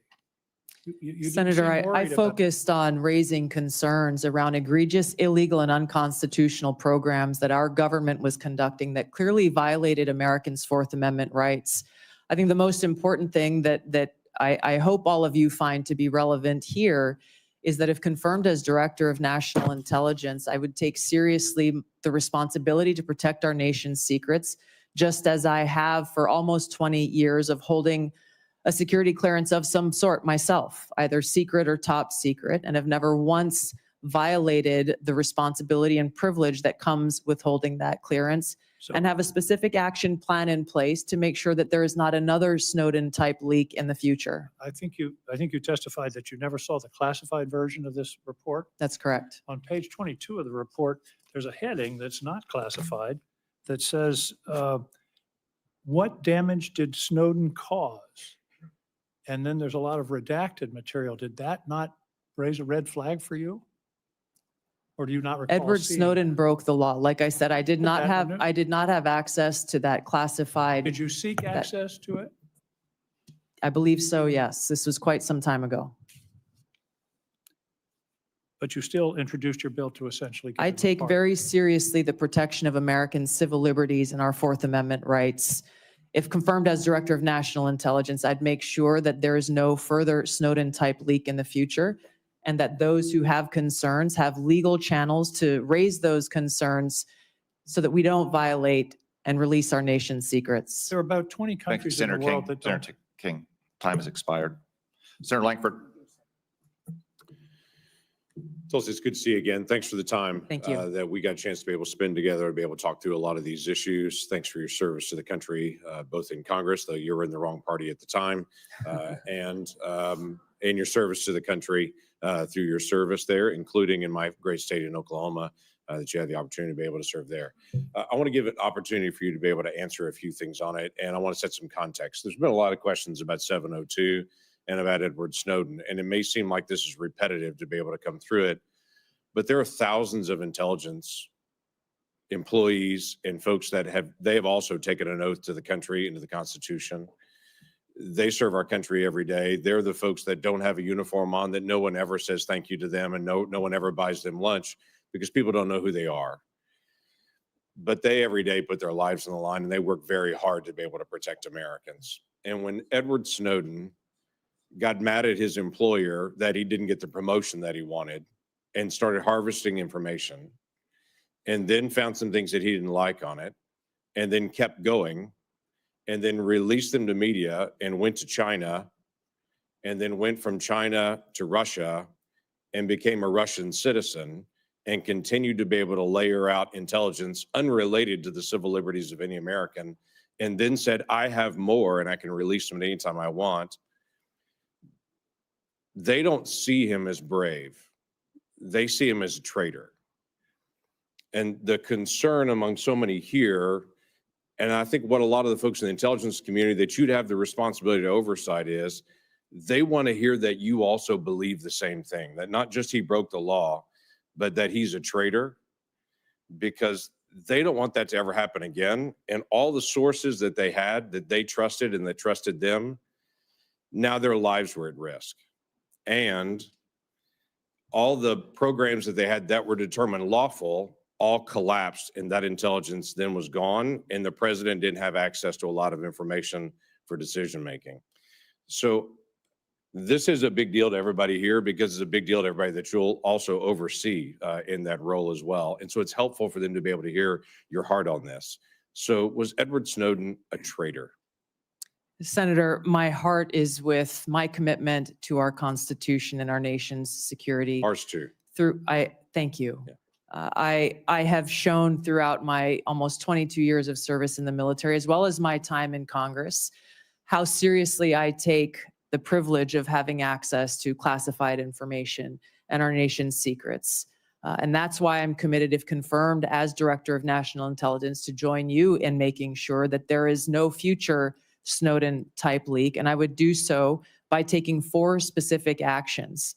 Number 1, again, to make sure that there are no illegal and unconstitutional programs, limiting in a big way those who have access to our nation's top secrets through security clearance reform, making sure that every single person in the workforce knows about the legal whistleblower channels available to them, and making sure that there's a direct line available to me should anyone have concerns. If people choose to step outside of those legal channels to raise any concerns about programs or actions that exist within the intelligence community that are classified, there will be no excuse to do so, and they should be charged and prosecuted under the law. Was he a traitor at the time when he took America's secrets, released them in public, and then ran to China and became a Russian citizen? Senator, I'm focused on the future and how we can prevent something like this from happening again. So you would have the responsibility to be able to give counsel to the president, which is a great privilege. You already have his ear, quite frankly, and y'all have a great relationship on that, which is very beneficial.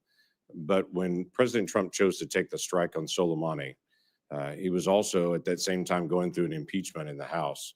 And you were kind of tough on him at the time about that. You called it a declaration of war. You said that the Soleimani strike will lead to an outcome that will further undermine our national security.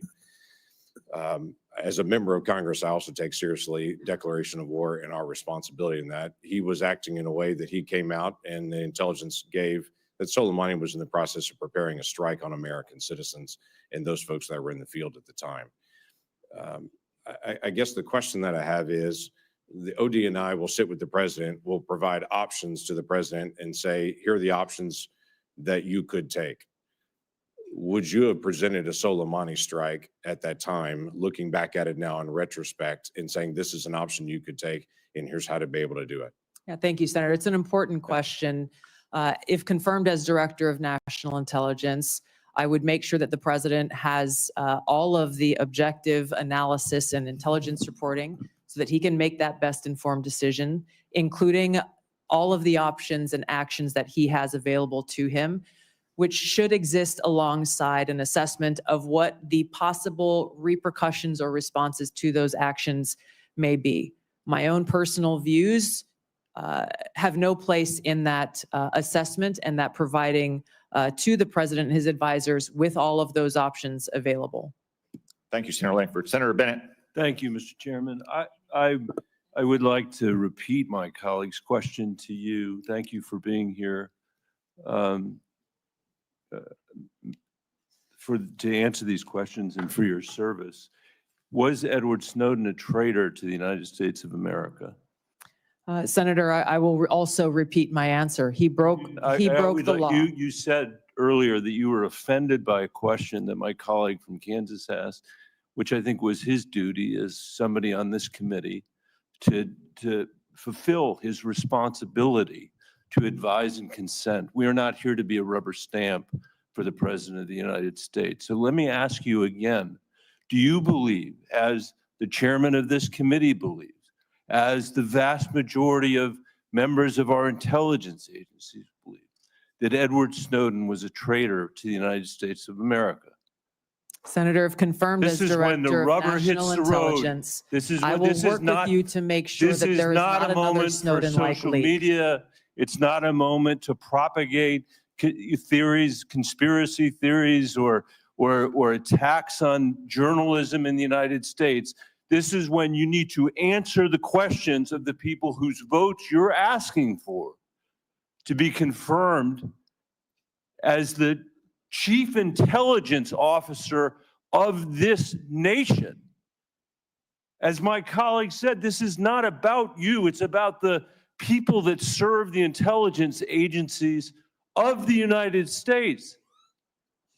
Is Edward Snowden a traitor to the United States of America? That is not a hard question to answer when the stakes are this high.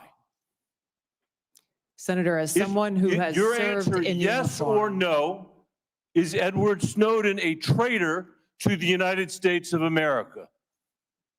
as someone who has I'll go on worn to our my uniform questions. in This combat, I understand how critical our national security Apparently is. you don't. Apparently you don't. Let me ask you, I've worked very hard to put your own words here in front of the committee. Not, fake news, not conspiracy theories on the internet, but the actual things that you have said. On February 23rd, 2022, at the very moment that Russian tanks were rolling across the peaceful border of Ukraine for the first time, you tweeted at 11:30 p.m. your time, "This war and suffering could have easily been avoided if Biden administration / NATO had simply acknowledged Russia's legitimate security concerns regarding Ukraine's becoming a member of NATO." Did you say that, yes or no? I believe you're reading my tweet, Senator. Yes is the answer. A few months later, you said on your podcast, and I quoted it, quote, "But this regime change war against Russia that the U.S. and NATO are waging via their proxy in Ukraine didn't begin when Putin invaded Ukraine. They had their eyes set on this objective long before that." Did you say that, yes or no? I believe you're reading my tweet. Thank There's you. a The lot answer is more. yes. You're The- quoting a podcast that I'm provided happy much to have more a conversation with context. the chairman about whether I'm taking anything out of context. I don't think I am. And your answer is yes. Are you aware that your comments about proxy wars and Russia's legitimate security concerns, to quote your own words, are in alignment with what the Russians have said to justify their invasion of Ukraine? Yes or no? Senator, I don't pay attention to Russian So I'll propaganda. take My that as goal the- is to I'll speak take the that as truth, the answer is no. regardless of whether you Thank like you. it or I'll not. take it. That's fine. You said you are used to speaking truth to power. Yes. I'm shocked to hear you now say that, you are agreeing. I'm not shocked because I know you said it. You are agreeing that you basically said that Putin was justified in rolling over the peaceful border of Ukraine, the first time since World War II that a free nation had been invaded by a totalitarian state. And you were there at 11:30 p.m. that night to say that you were with them, not us. And let me tell you something. You say you don't know because you don't read Russian propaganda. Russian state TV then aired your comments. Did you know that? Senator, I think you should also quote the statement that I made criticizing Putin for his invasion What of I would Ukraine. say, Mr. Chairman, with the last, it's up to all of us. We're the Senate. We get to decide whether we're going to confirm this nominee. Obviously, we didn't select this nominee. But can't we do better than somebody who doesn't believe in 702? Can't we believe that somebody who can't answer whether Snowden was a traitor 5 times today, who made excuses for Vladimir Putin's invasion of Ukraine, the first time that I'm aware of any American official has done that? I'm questioning her judgment. That's the issue that's at stake here. And as you said, and I totally agree, this is about our intelligence officers. And you cannot answer. Most of what we do here is in secret. This is one of the very few opportunities that you will ever have to have a conversation with this panel in public. And the record is going to be very clear about the position you took with regard to Edward Snowden. And the record is going to be very clear about your reaffirmation of the statements you made in the middle of the night when Russia was invading the free country of Ukraine. And I Senator hope Bennett, we will your take time- that in your time has expired. consideration when Senator we Bennett. have this vote. Your time has expired. I will note that during Senator Bennett's question and answer, there was 2 disturbances in the room. The first sounded like a cell phone. I would ask everyone on both sides of the dais, if you have not silenced or turned off your cell phone, please do so now. The second disturbance was the cries of a small child. We will welcome such disturbances because the cries of an infant are the sound of answered prayers. Senator Rounds. Not only here, but the answered prayers in church when they cry as well, Mr. Chairman. First of all, thank you for your service to our country. I think part of the discussion here, as you can see, we feel very, very strongly about FISA 702. We work with it literally every day. As you can also tell, we have some very, very strong feelings here with regard to the actions of Edward Snowden. I want to come back and I'm going to give you an opportunity to make any corrections or to make any other comments with regard to both of those issues that have been brought up here. But before I get into that, I want to go back into a little bit of your previous history as well. You did serve as you served as a congressperson for what, 8 years? Yes, Senator. And during that time, you served on the Armed Services Committee. And during that time period, you did carry a TS/SCI clearance. You worked your way through that time period. You had an opportunity to look at a lot of information. Can you share just a little bit about the way that you've looked at that, not just as a member of the congressional delegation from Hawaii, but also during the time in which you were a lieutenant colonel serving up through and including a battalion commander? Talk about that a little bit, please. Thank you, Senator, for your question. In both of those roles, I had exposure to different sides of how critical our national security is and the unique role that our intelligence community plays in ensuring our national security. My most recent deployment with the military was as part of a joint special operations task force to Djibouti and Somalia, where our mission was to support the Somalis government and military's focus on defeating al-Shabaab, which is al-Qaeda's element there within East Africa. One of the things that we came across there that I hadn't known previously, even having served in Congress for 8 years because it hadn't been focused on, was how al-Shabaab specifically was the biggest funder of al-Qaeda in the Arabian Peninsula, which again should be of unique concern and interest to our own national security concerns. Being able to engage with world leaders in both capacities, in uniform and as a member of Congress, being a customer of intelligence in both of those roles gives me a unique perspective, if confirmed as Director of National Intelligence, to come in with fresh eyes, to come in with some of the frustrations that I experienced as a member of Congress with the lack of information that we received from the intelligence community, oftentimes feeling as though everything we heard in a brief could have been read in the newspaper that morning. And the essential oversight role that all of you play here in Congress. You are unable to do so unless you are equipped with that intelligence and information. I'm committed to fulfilling that responsibility if confirmed as Director of National Intelligence. Okay, now, when you and I first met, I told you that I thought you needed to kind of take a change in the direction that you were going with regard to how you were approaching the private conversations, and that we wanted you to sit down and meet with some folks who were directly involved in gathering the intelligence and so forth. You did that. Yes. And then we came back and we sat back down again. And what those individuals who I had talked to and I asked you to talk with shared with me that they thought that you were a quick study and that you had the opportunity to look at a number of the issues that this committee considers to be extremely sensitive, 702 in particular. Now, I've got about a minute left, but I want to give you an opportunity in front of this committee to share your position in your own words about how strong or how much it is needed with regard to the continuation of 702 and your support for it. Thank you, Senator. 702 provides a unique security tool and capability that is essential for our national security. There are a number of areas that we would be blind from a national security perspective without this capability.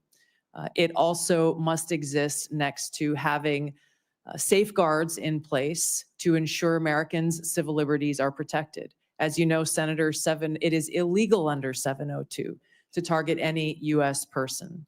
There are several other sections within FISA that speak to some of the civil liberties reforms that you all passed in last year's legislation. So let me finish with this. 702 in its current form stays in effect for the next year. You would agree that there were reforms made which fixed a number of the items that you had a problem with in the first place. Is that correct? It's correct, Senator, and some of those reforms that you enacted were a specific to some of the legislation that I introduced back when I was in Congress, such as prohibiting the abouts collection as well. Thank you. Thank you, Senator Round. Senator Gillibrand. Thank you, Mr. Chairman. Thank you, Ms. Gabbard, for your service, both in Congress and in our U.S. military. I want to talk to you a little bit about your perspectives on China. How do you view China in your national security role? Our relationship with China is one that is complex, given how closely our economies are linked.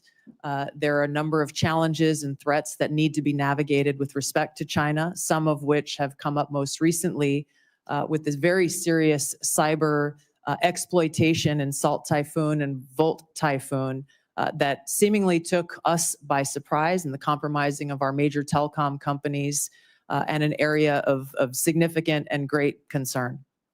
So some of your past statements that are relevant to China are concerning because I don't think it fully appreciates China's perspective towards the United States. For example, with regard to TikTok.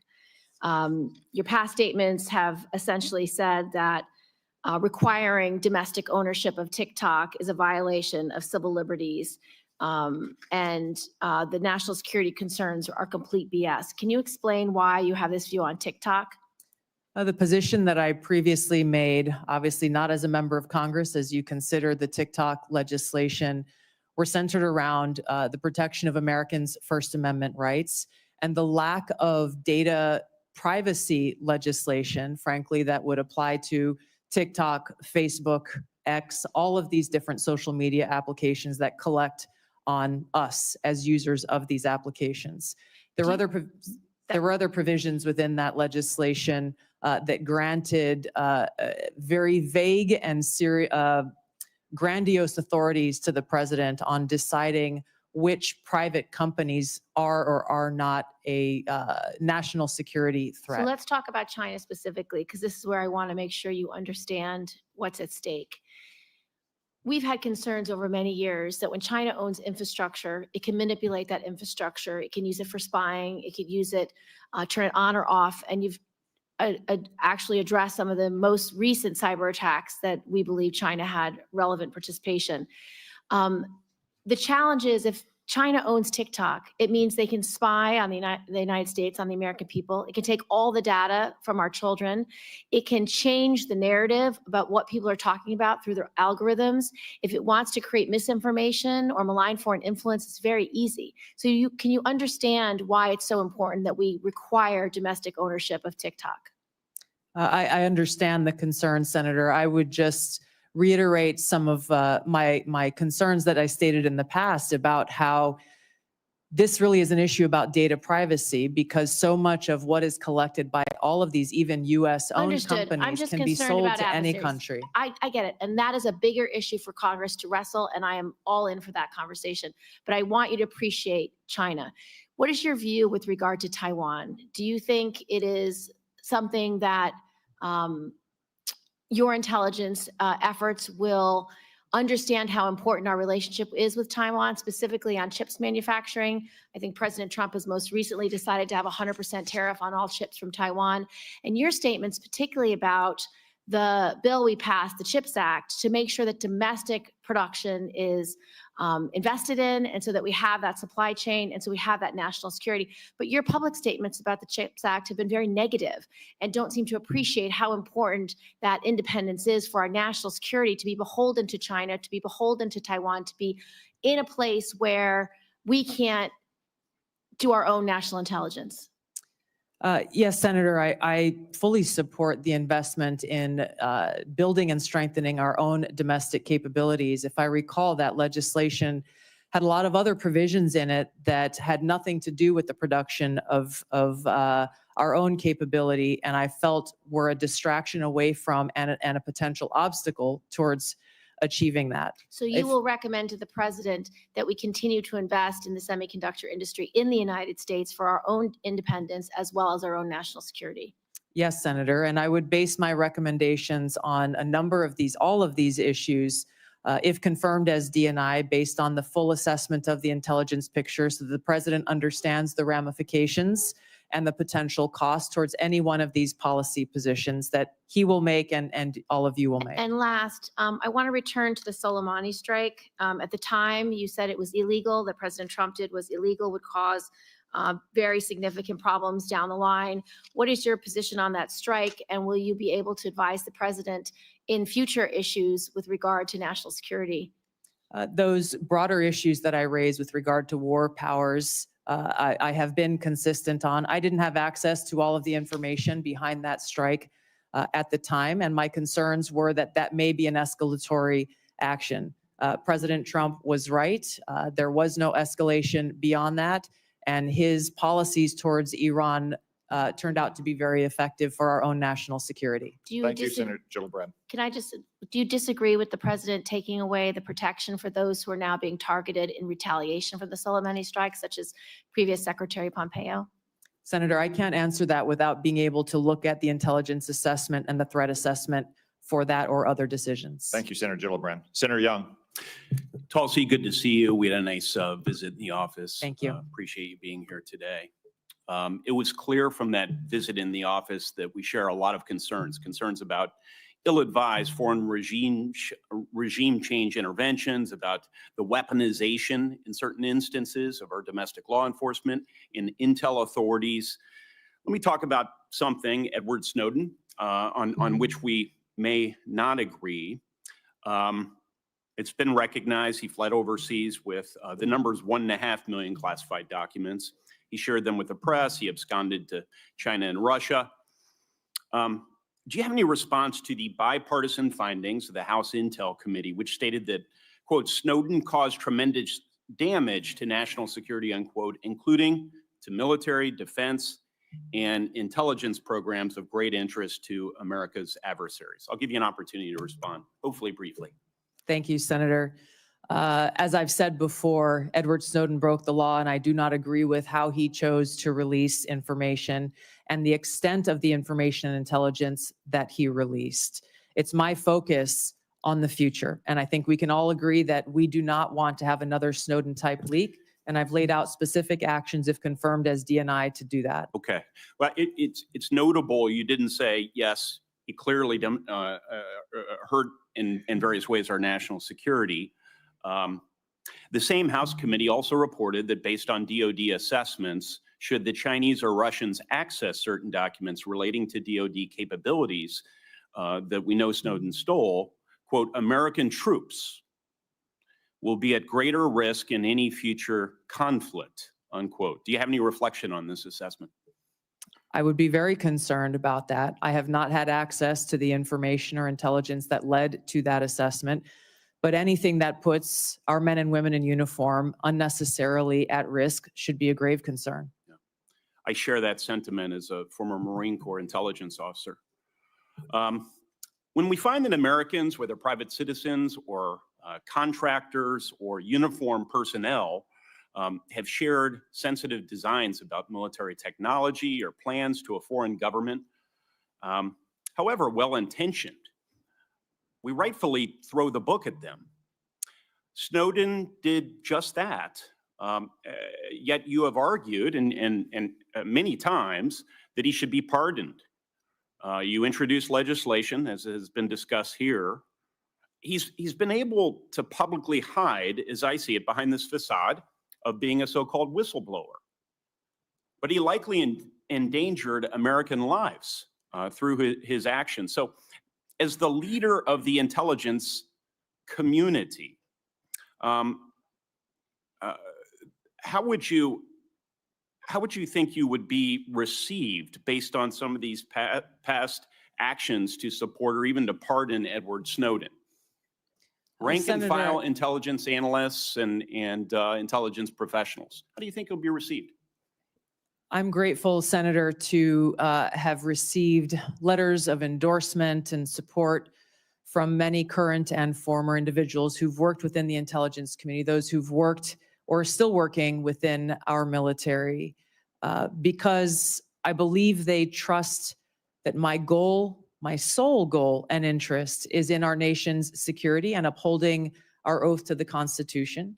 And they trust that if confirmed as Director of National Intelligence, I will take the very specific steps that I have laid out in informing every single person within the intelligence community about the legal pathways they have to blow the whistle or to bring any concerns to the forefront, to include coming directly to members of Congress, to limit access so that we don't have people who are E3s or E4s or people in any situation taking it upon themselves to release classified information, giving them a direct line to me to once again make sure that we are all fulfilling our responsibility to Tulsi, ensure our national yes. security and uphold our Constitution. Thank you.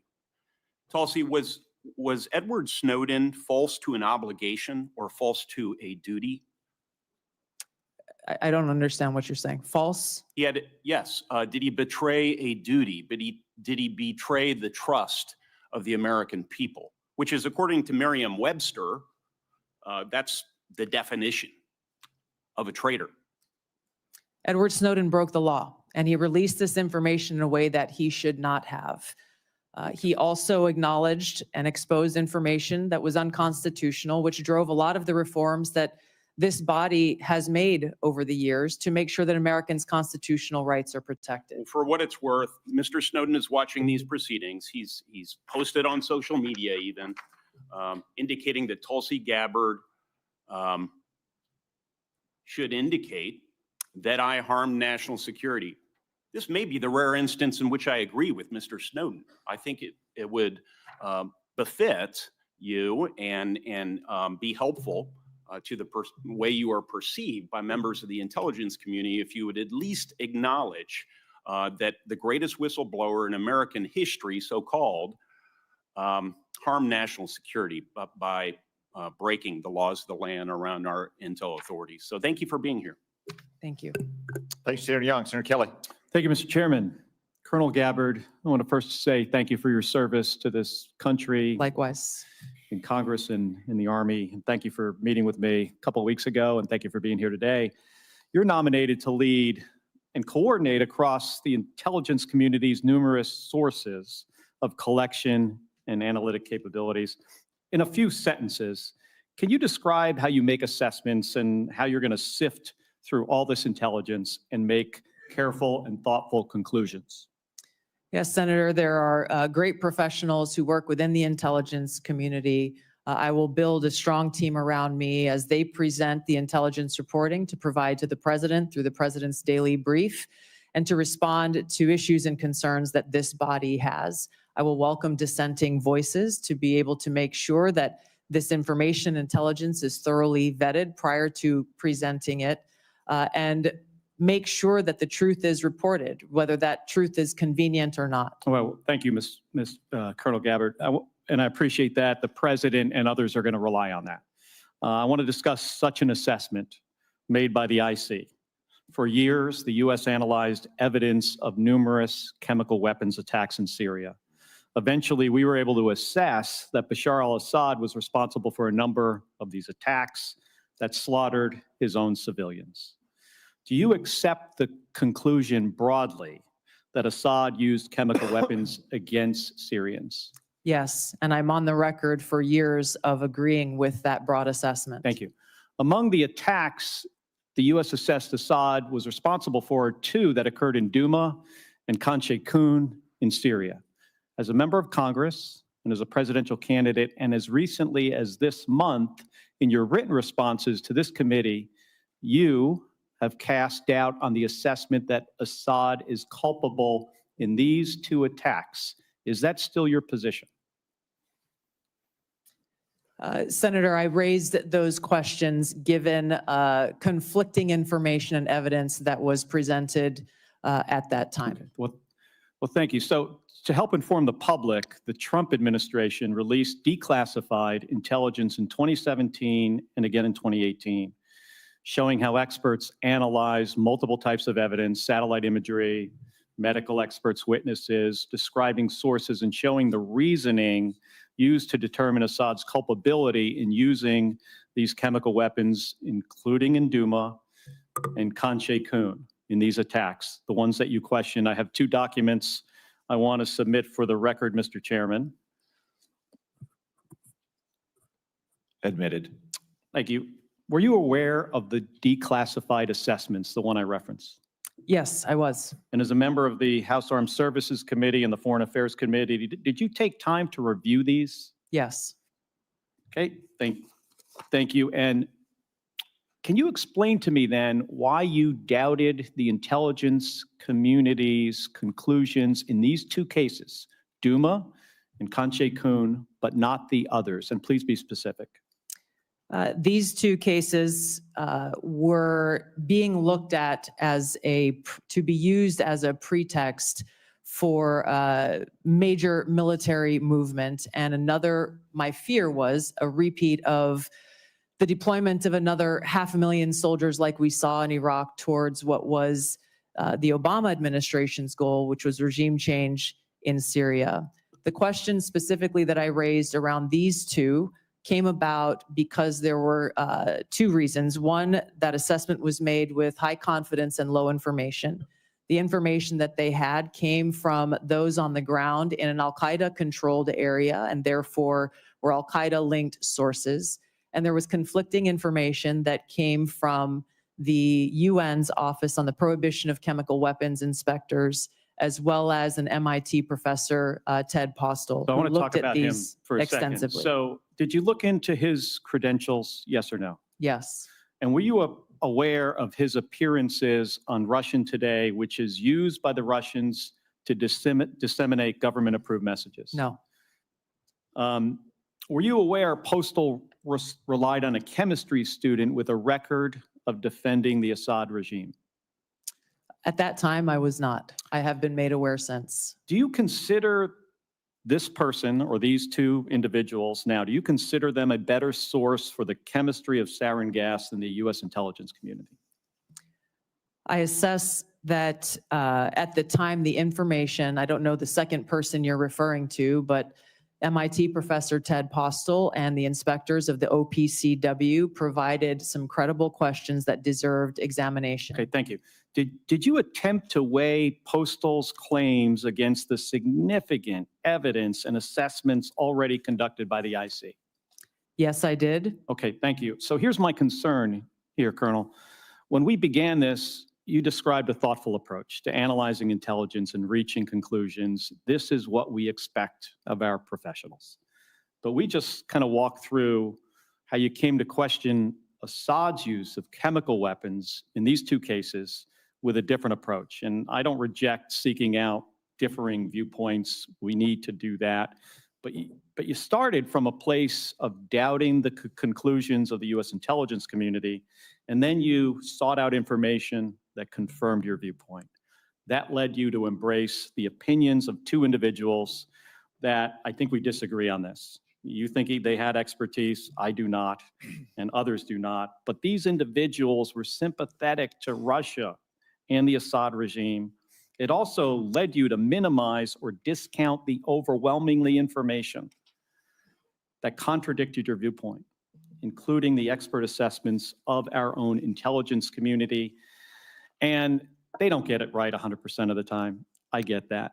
But what I have seen makes it clear that at the same time that you were skeptical of our intelligence community's assessments, you would not apply the same skepticism to information that came from sympathizers of Russia and Assad.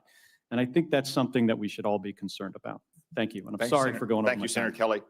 I want to recognize and welcome to the committee our newest member, Senator Budd, although we all regret Senator Rubio's departure. We're all pleased, as evidenced by the 99-0 vote, that he is now the Secretary of State, and that also pleased that we have a great new member on our committee. Senator Budd. Thank you, Mr. Chairman. I'm grateful for your leadership here as well. Colonel Gabbard, great to see you again. I enjoyed meeting you in my office a while back, and I've enjoyed our friendship and our time serving together in the U.S. House. So as you know, Section 3023 of Title 50 states any individual nominated for appointment as DNI shall have extensive national security expertise. You served 4 terms as a member of the House of Representatives, which is a constitutional office, and throughout your tenure, you were a member of the Armed Services Committee and the Foreign Affairs Committee. Is that correct? Yes, Senator.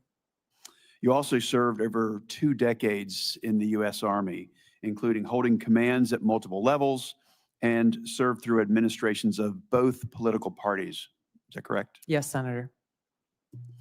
Throughout your time in the U.S. House and in the Army, you've been both a consumer of intelligence and a policymaker.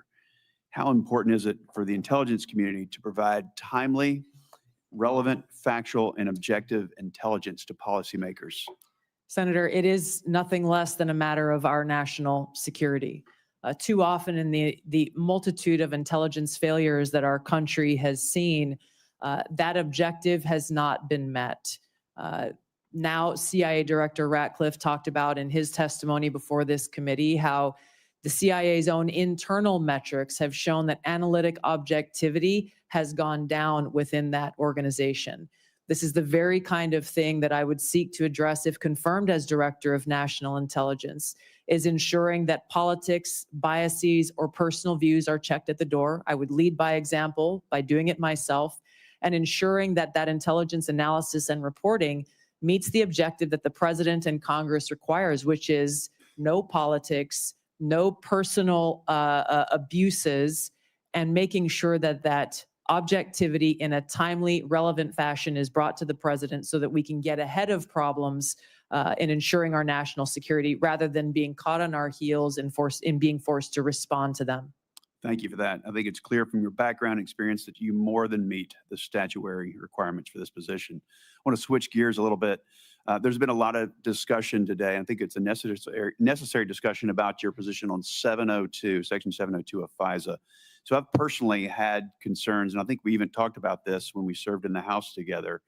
And I actually voted against its reauthorization when I was in the House. However, I recently voted to reauthorize Section 702 with additional safeguards to end the politicization of the tool and to ensure privacy and civil liberties that they're protected.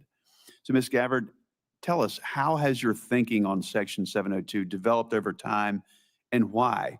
And if confirmed, what will you do to ensure that this new statutory safeguards, that they're fully implemented?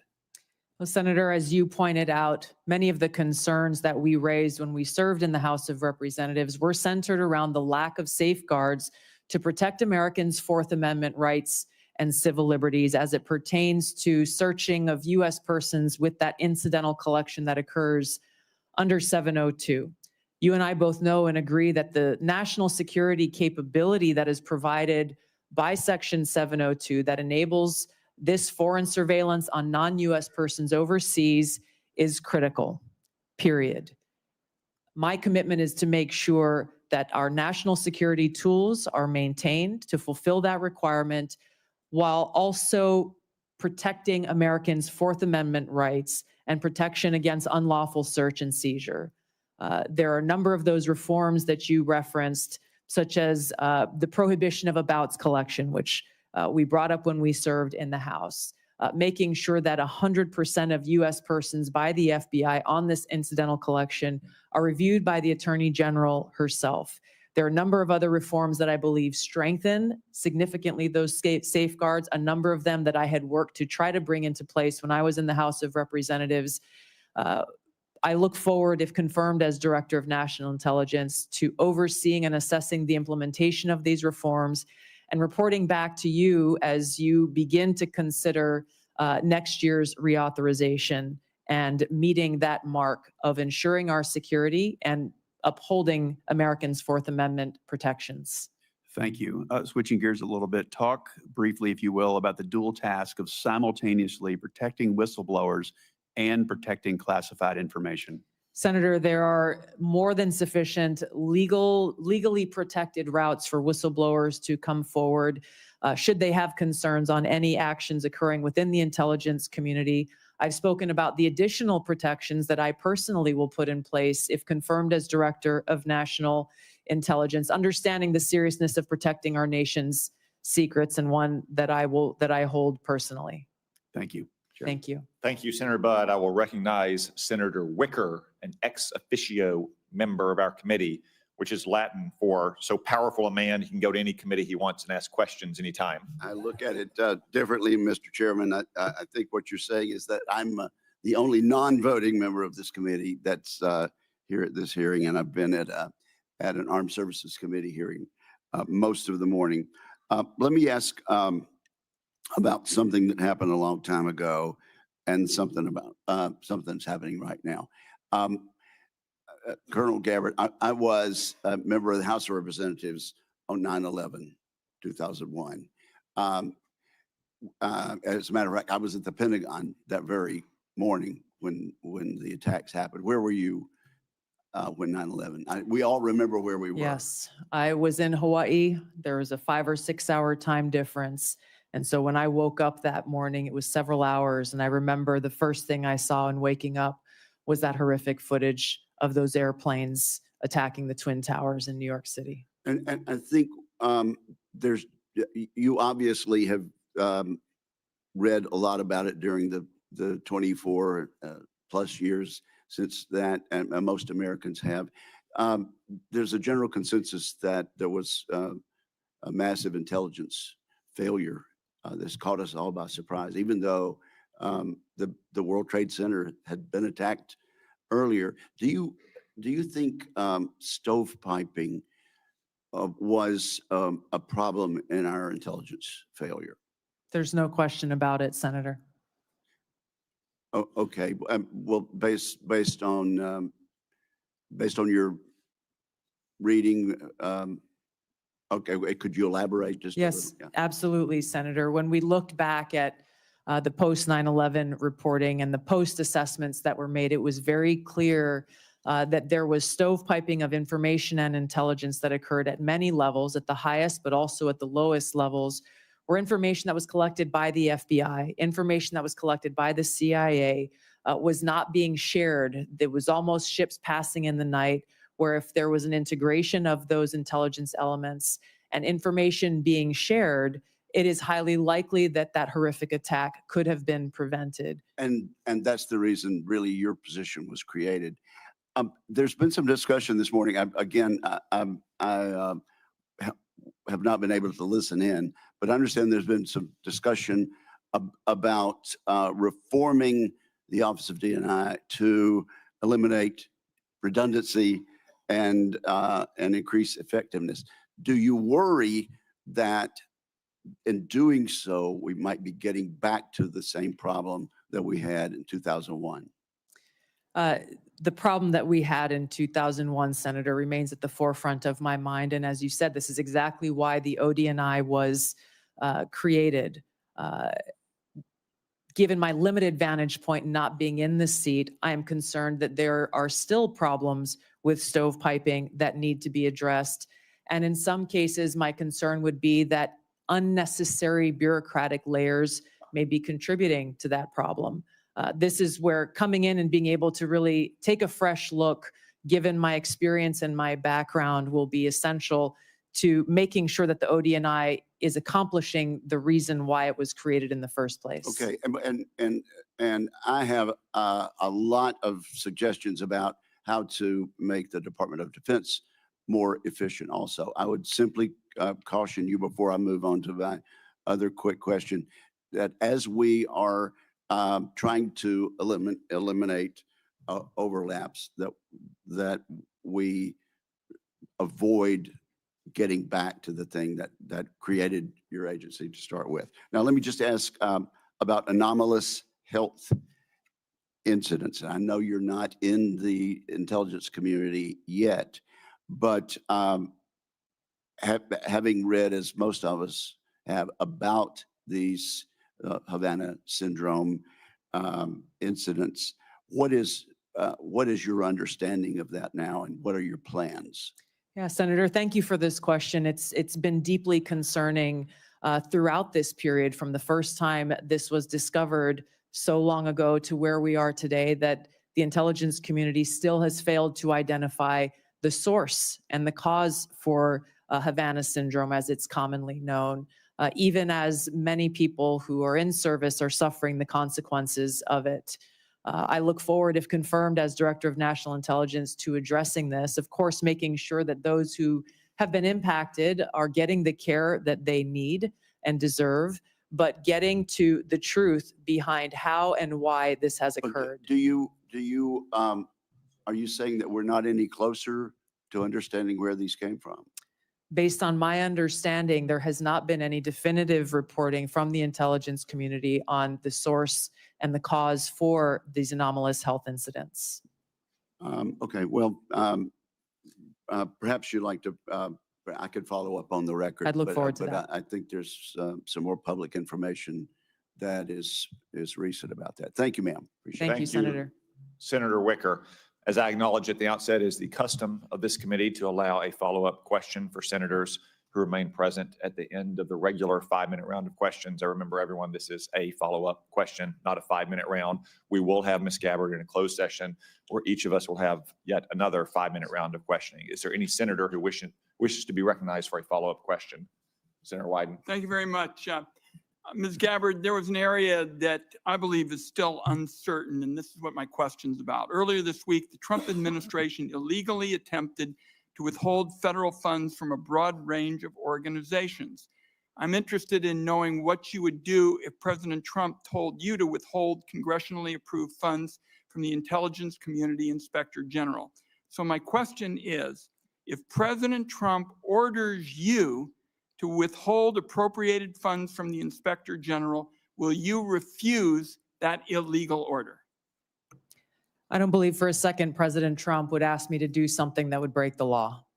That's not what I'm asking. I'm asking if you are asked about an illegal order, what will you do? You can say, oh, it'll never happen. What will you do if you're dealing with an illegal order? My commitment has been and will be, if confirmed as Director of National Intelligence, to comply with the law. Given Are there, Senator Wyden, Senator Wyden, finish the so sentence? you've actually asked two questions already, Senator I'm not Wyden. asking a You've question. asked two questions.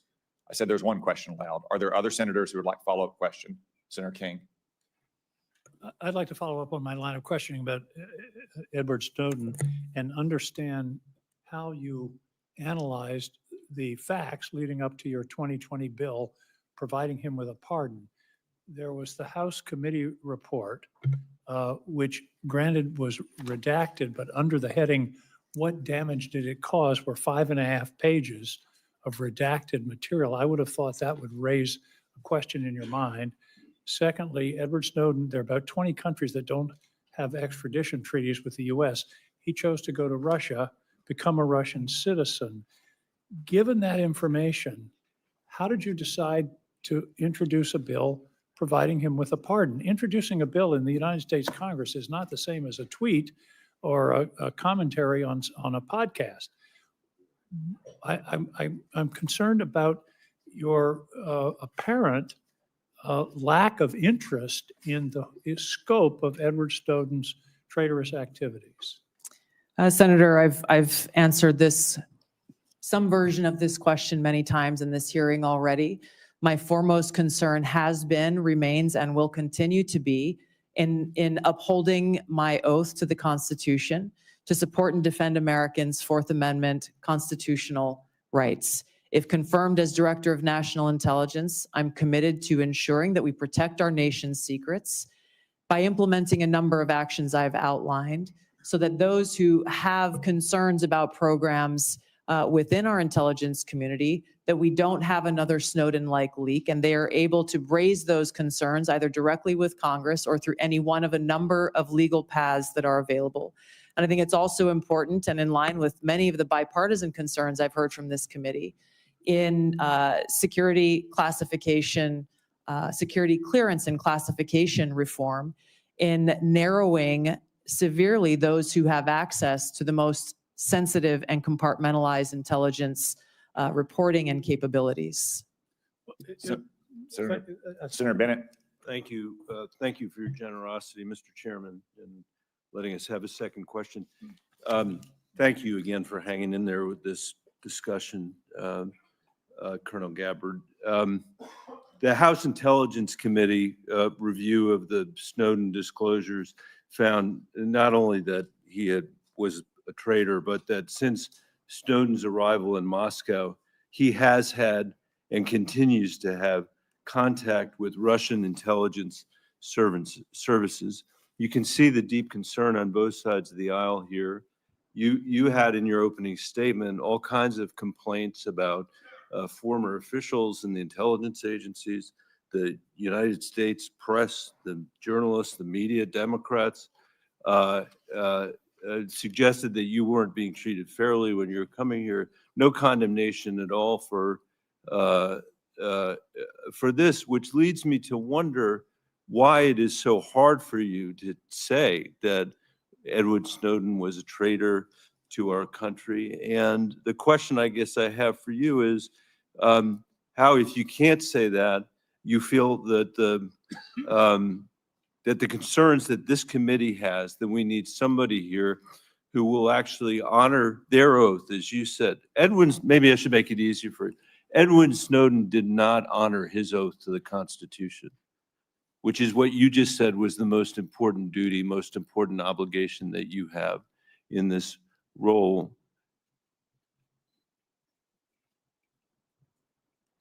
Why is he being treated like a folk hero by you instead of the traitor that he was?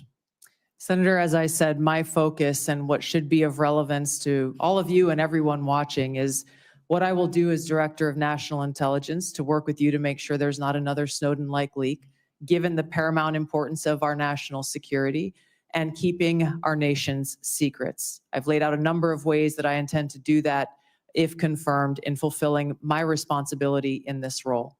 Thank you, Mr. Chairman. Senator Gillibrand. Thank you, Mr. Chairman. I just wanted to continue along with regard to China because it's such an important part of your portfolio. And I know on armed services, you've had hearings over the last 15 years about their architecture and how they're building up space capabilities, sea capabilities, Air Force capabilities, every type of capability they possibly could. And that aligned with their malign foreign influence and with their ambition with regard to Taiwan. It just creates a very dangerous scenario and concerning one. And so I wanted to ask you about Japan because recently, about a year and a half ago, 13 months ago, you said that you didn't think it was wise to allow Japan to build up their own defense architecture. And you thought it was short-sighted. Can you speak a little bit about that? Because our alliance with Japan is so important in our ability to defend against malign activities of China, not only geographically, but because for the last 50 years, they've been close allies that we rely on. We share intelligence, we share operations. They are a great ally. So what was your concern about? And have you had any views that have shifted in that regard? Yeah, thank you for the question, Senator. I agree. Japan has been a strong ally of the United States in a different capacity as a member of the Hawaii National Guard. I've gone and conducted training missions in Japan with the Japanese Self-Defense Force. Their forces and their constitution has been primarily focused on self-defense. The concerns that I had raised previously had to do with really looking at the bigger picture of the context of the history with Japan and China and recognizing the implications of how this kind of shift from a self-defense posture that Japan has had constitutionally to a more offensive posture could result in escalation. And given the history, we need to acknowledge what the ramifications could be to our own security interests. And that's something that I am looking forward to being able to provide to all of you and to the President, if confirmed as Director of National Intelligence, is that in-depth analysis and assessment so that various policies or actions that you all or the President are considering are fully thought through, given that broader context of nuance of history and the complexities that exist within the Asia-Pacific region. Having grown up there, I'm very familiar with. But you do Thank you, Senator Gillibrand. Senator Kelly. Thank you, Mr. Chairman. Colonel Gabbard, when Russia was denying Assad's use of chemical weapons, they accused the U.S. of supporting terrorists. This is a line that Putin used frequently during the Syrian civil war as he supported Assad. Syrian officials made similar comments. They did it repeatedly. They did it in public. They did it at the United Nations. In 2016, you gave an interview in which you said, and this is a quote, "The U.S. is providing direct and indirect support to terrorist groups in order to overthrow the Syrian government." And in 2019, on the Democratic presidential debate stage, you said of President Trump, this is a quote, "This current president is continuing to betray us. We were supposed to be going after al-Qaeda, but over years now, not only have we not gone after al-Qaeda, our president is supporting al-Qaeda." So I'm interested to hear, what was your goal in saying these things? And did you consider, before saying them, the motives of Iran and Russia, what their motives might have been before making these claims? Senator, as someone who enlisted in the military specifically because of al-Qaeda's terrorist attack on 9/11 and committing myself and my life to doing what I could to defeat these terrorists, it was shocking and a betrayal to me and every person who was killed on 9/11, their families and my brothers and sisters in uniform. When as a member of Congress, I learned about President Obama's dual programs that he had begun really to overthrow the regime of Syria and being willing to, through the CIA's timber sycamore program that has now been made public of working with and arming and equipping Al-Qaeda in an effort to overthrow that regime, starting yet another regime change war in the Middle East. DoD train and equip program, again, begun under President Obama, is widely been known, looked at, and studied, that ultimately resulted in over $500 million being used to train who they called moderate rebels, but were actually fighters working with and aligned with Al-Qaeda's affiliate on the ground in Syria, all to move forward with their regime change and not acknowledging what was obvious at the time and what has unfortunately borne true, which was that a regime change war in Syria, much like the regime change wars in Iraq, the toppling of Gaddafi and Mubarak, while these are all dictators, would likely result in the rise of Islamist extremists like Al-Qaeda taking power. I shed no tears for the fall of the Assad regime, but today we have an Islamist extremist who is now in charge of Syria, as I said, who danced on the streets to celebrate the 9/11 attack, who ruled over Idlib with an Islamist extremist governance, and who has already begun to persecute and kill and arrest religious minorities like Christians in Syria. I understand. Why that should be acceptable to anyone is beyond me. It shouldn't is be. certainly And I not in our understand, and interests. I appreciate your answer, and thank you. My concern has to do with the tendency to repeat Russian and Syrian, and even in some cases, I think we'll get into in the closed session, Iranian information, and to discount what comes from our intelligence community. Senator, every American deserves to know that people in our own government were providing support to our sworn enemy, Al-Qaeda. That should not be acceptable by anyone. Thank you, Senator Kelly, Ms. Gabbard. In conclusion, Senator Warner. Yeah, thank you, Mr. Chairman. You know, one of the things I love about this committee, and I know folks who are here for Ms. Gabbard may not fully realize, but this has always been a bipartisan committee. And you know, my friend Richard Burr, who said we always kind of followed the truth.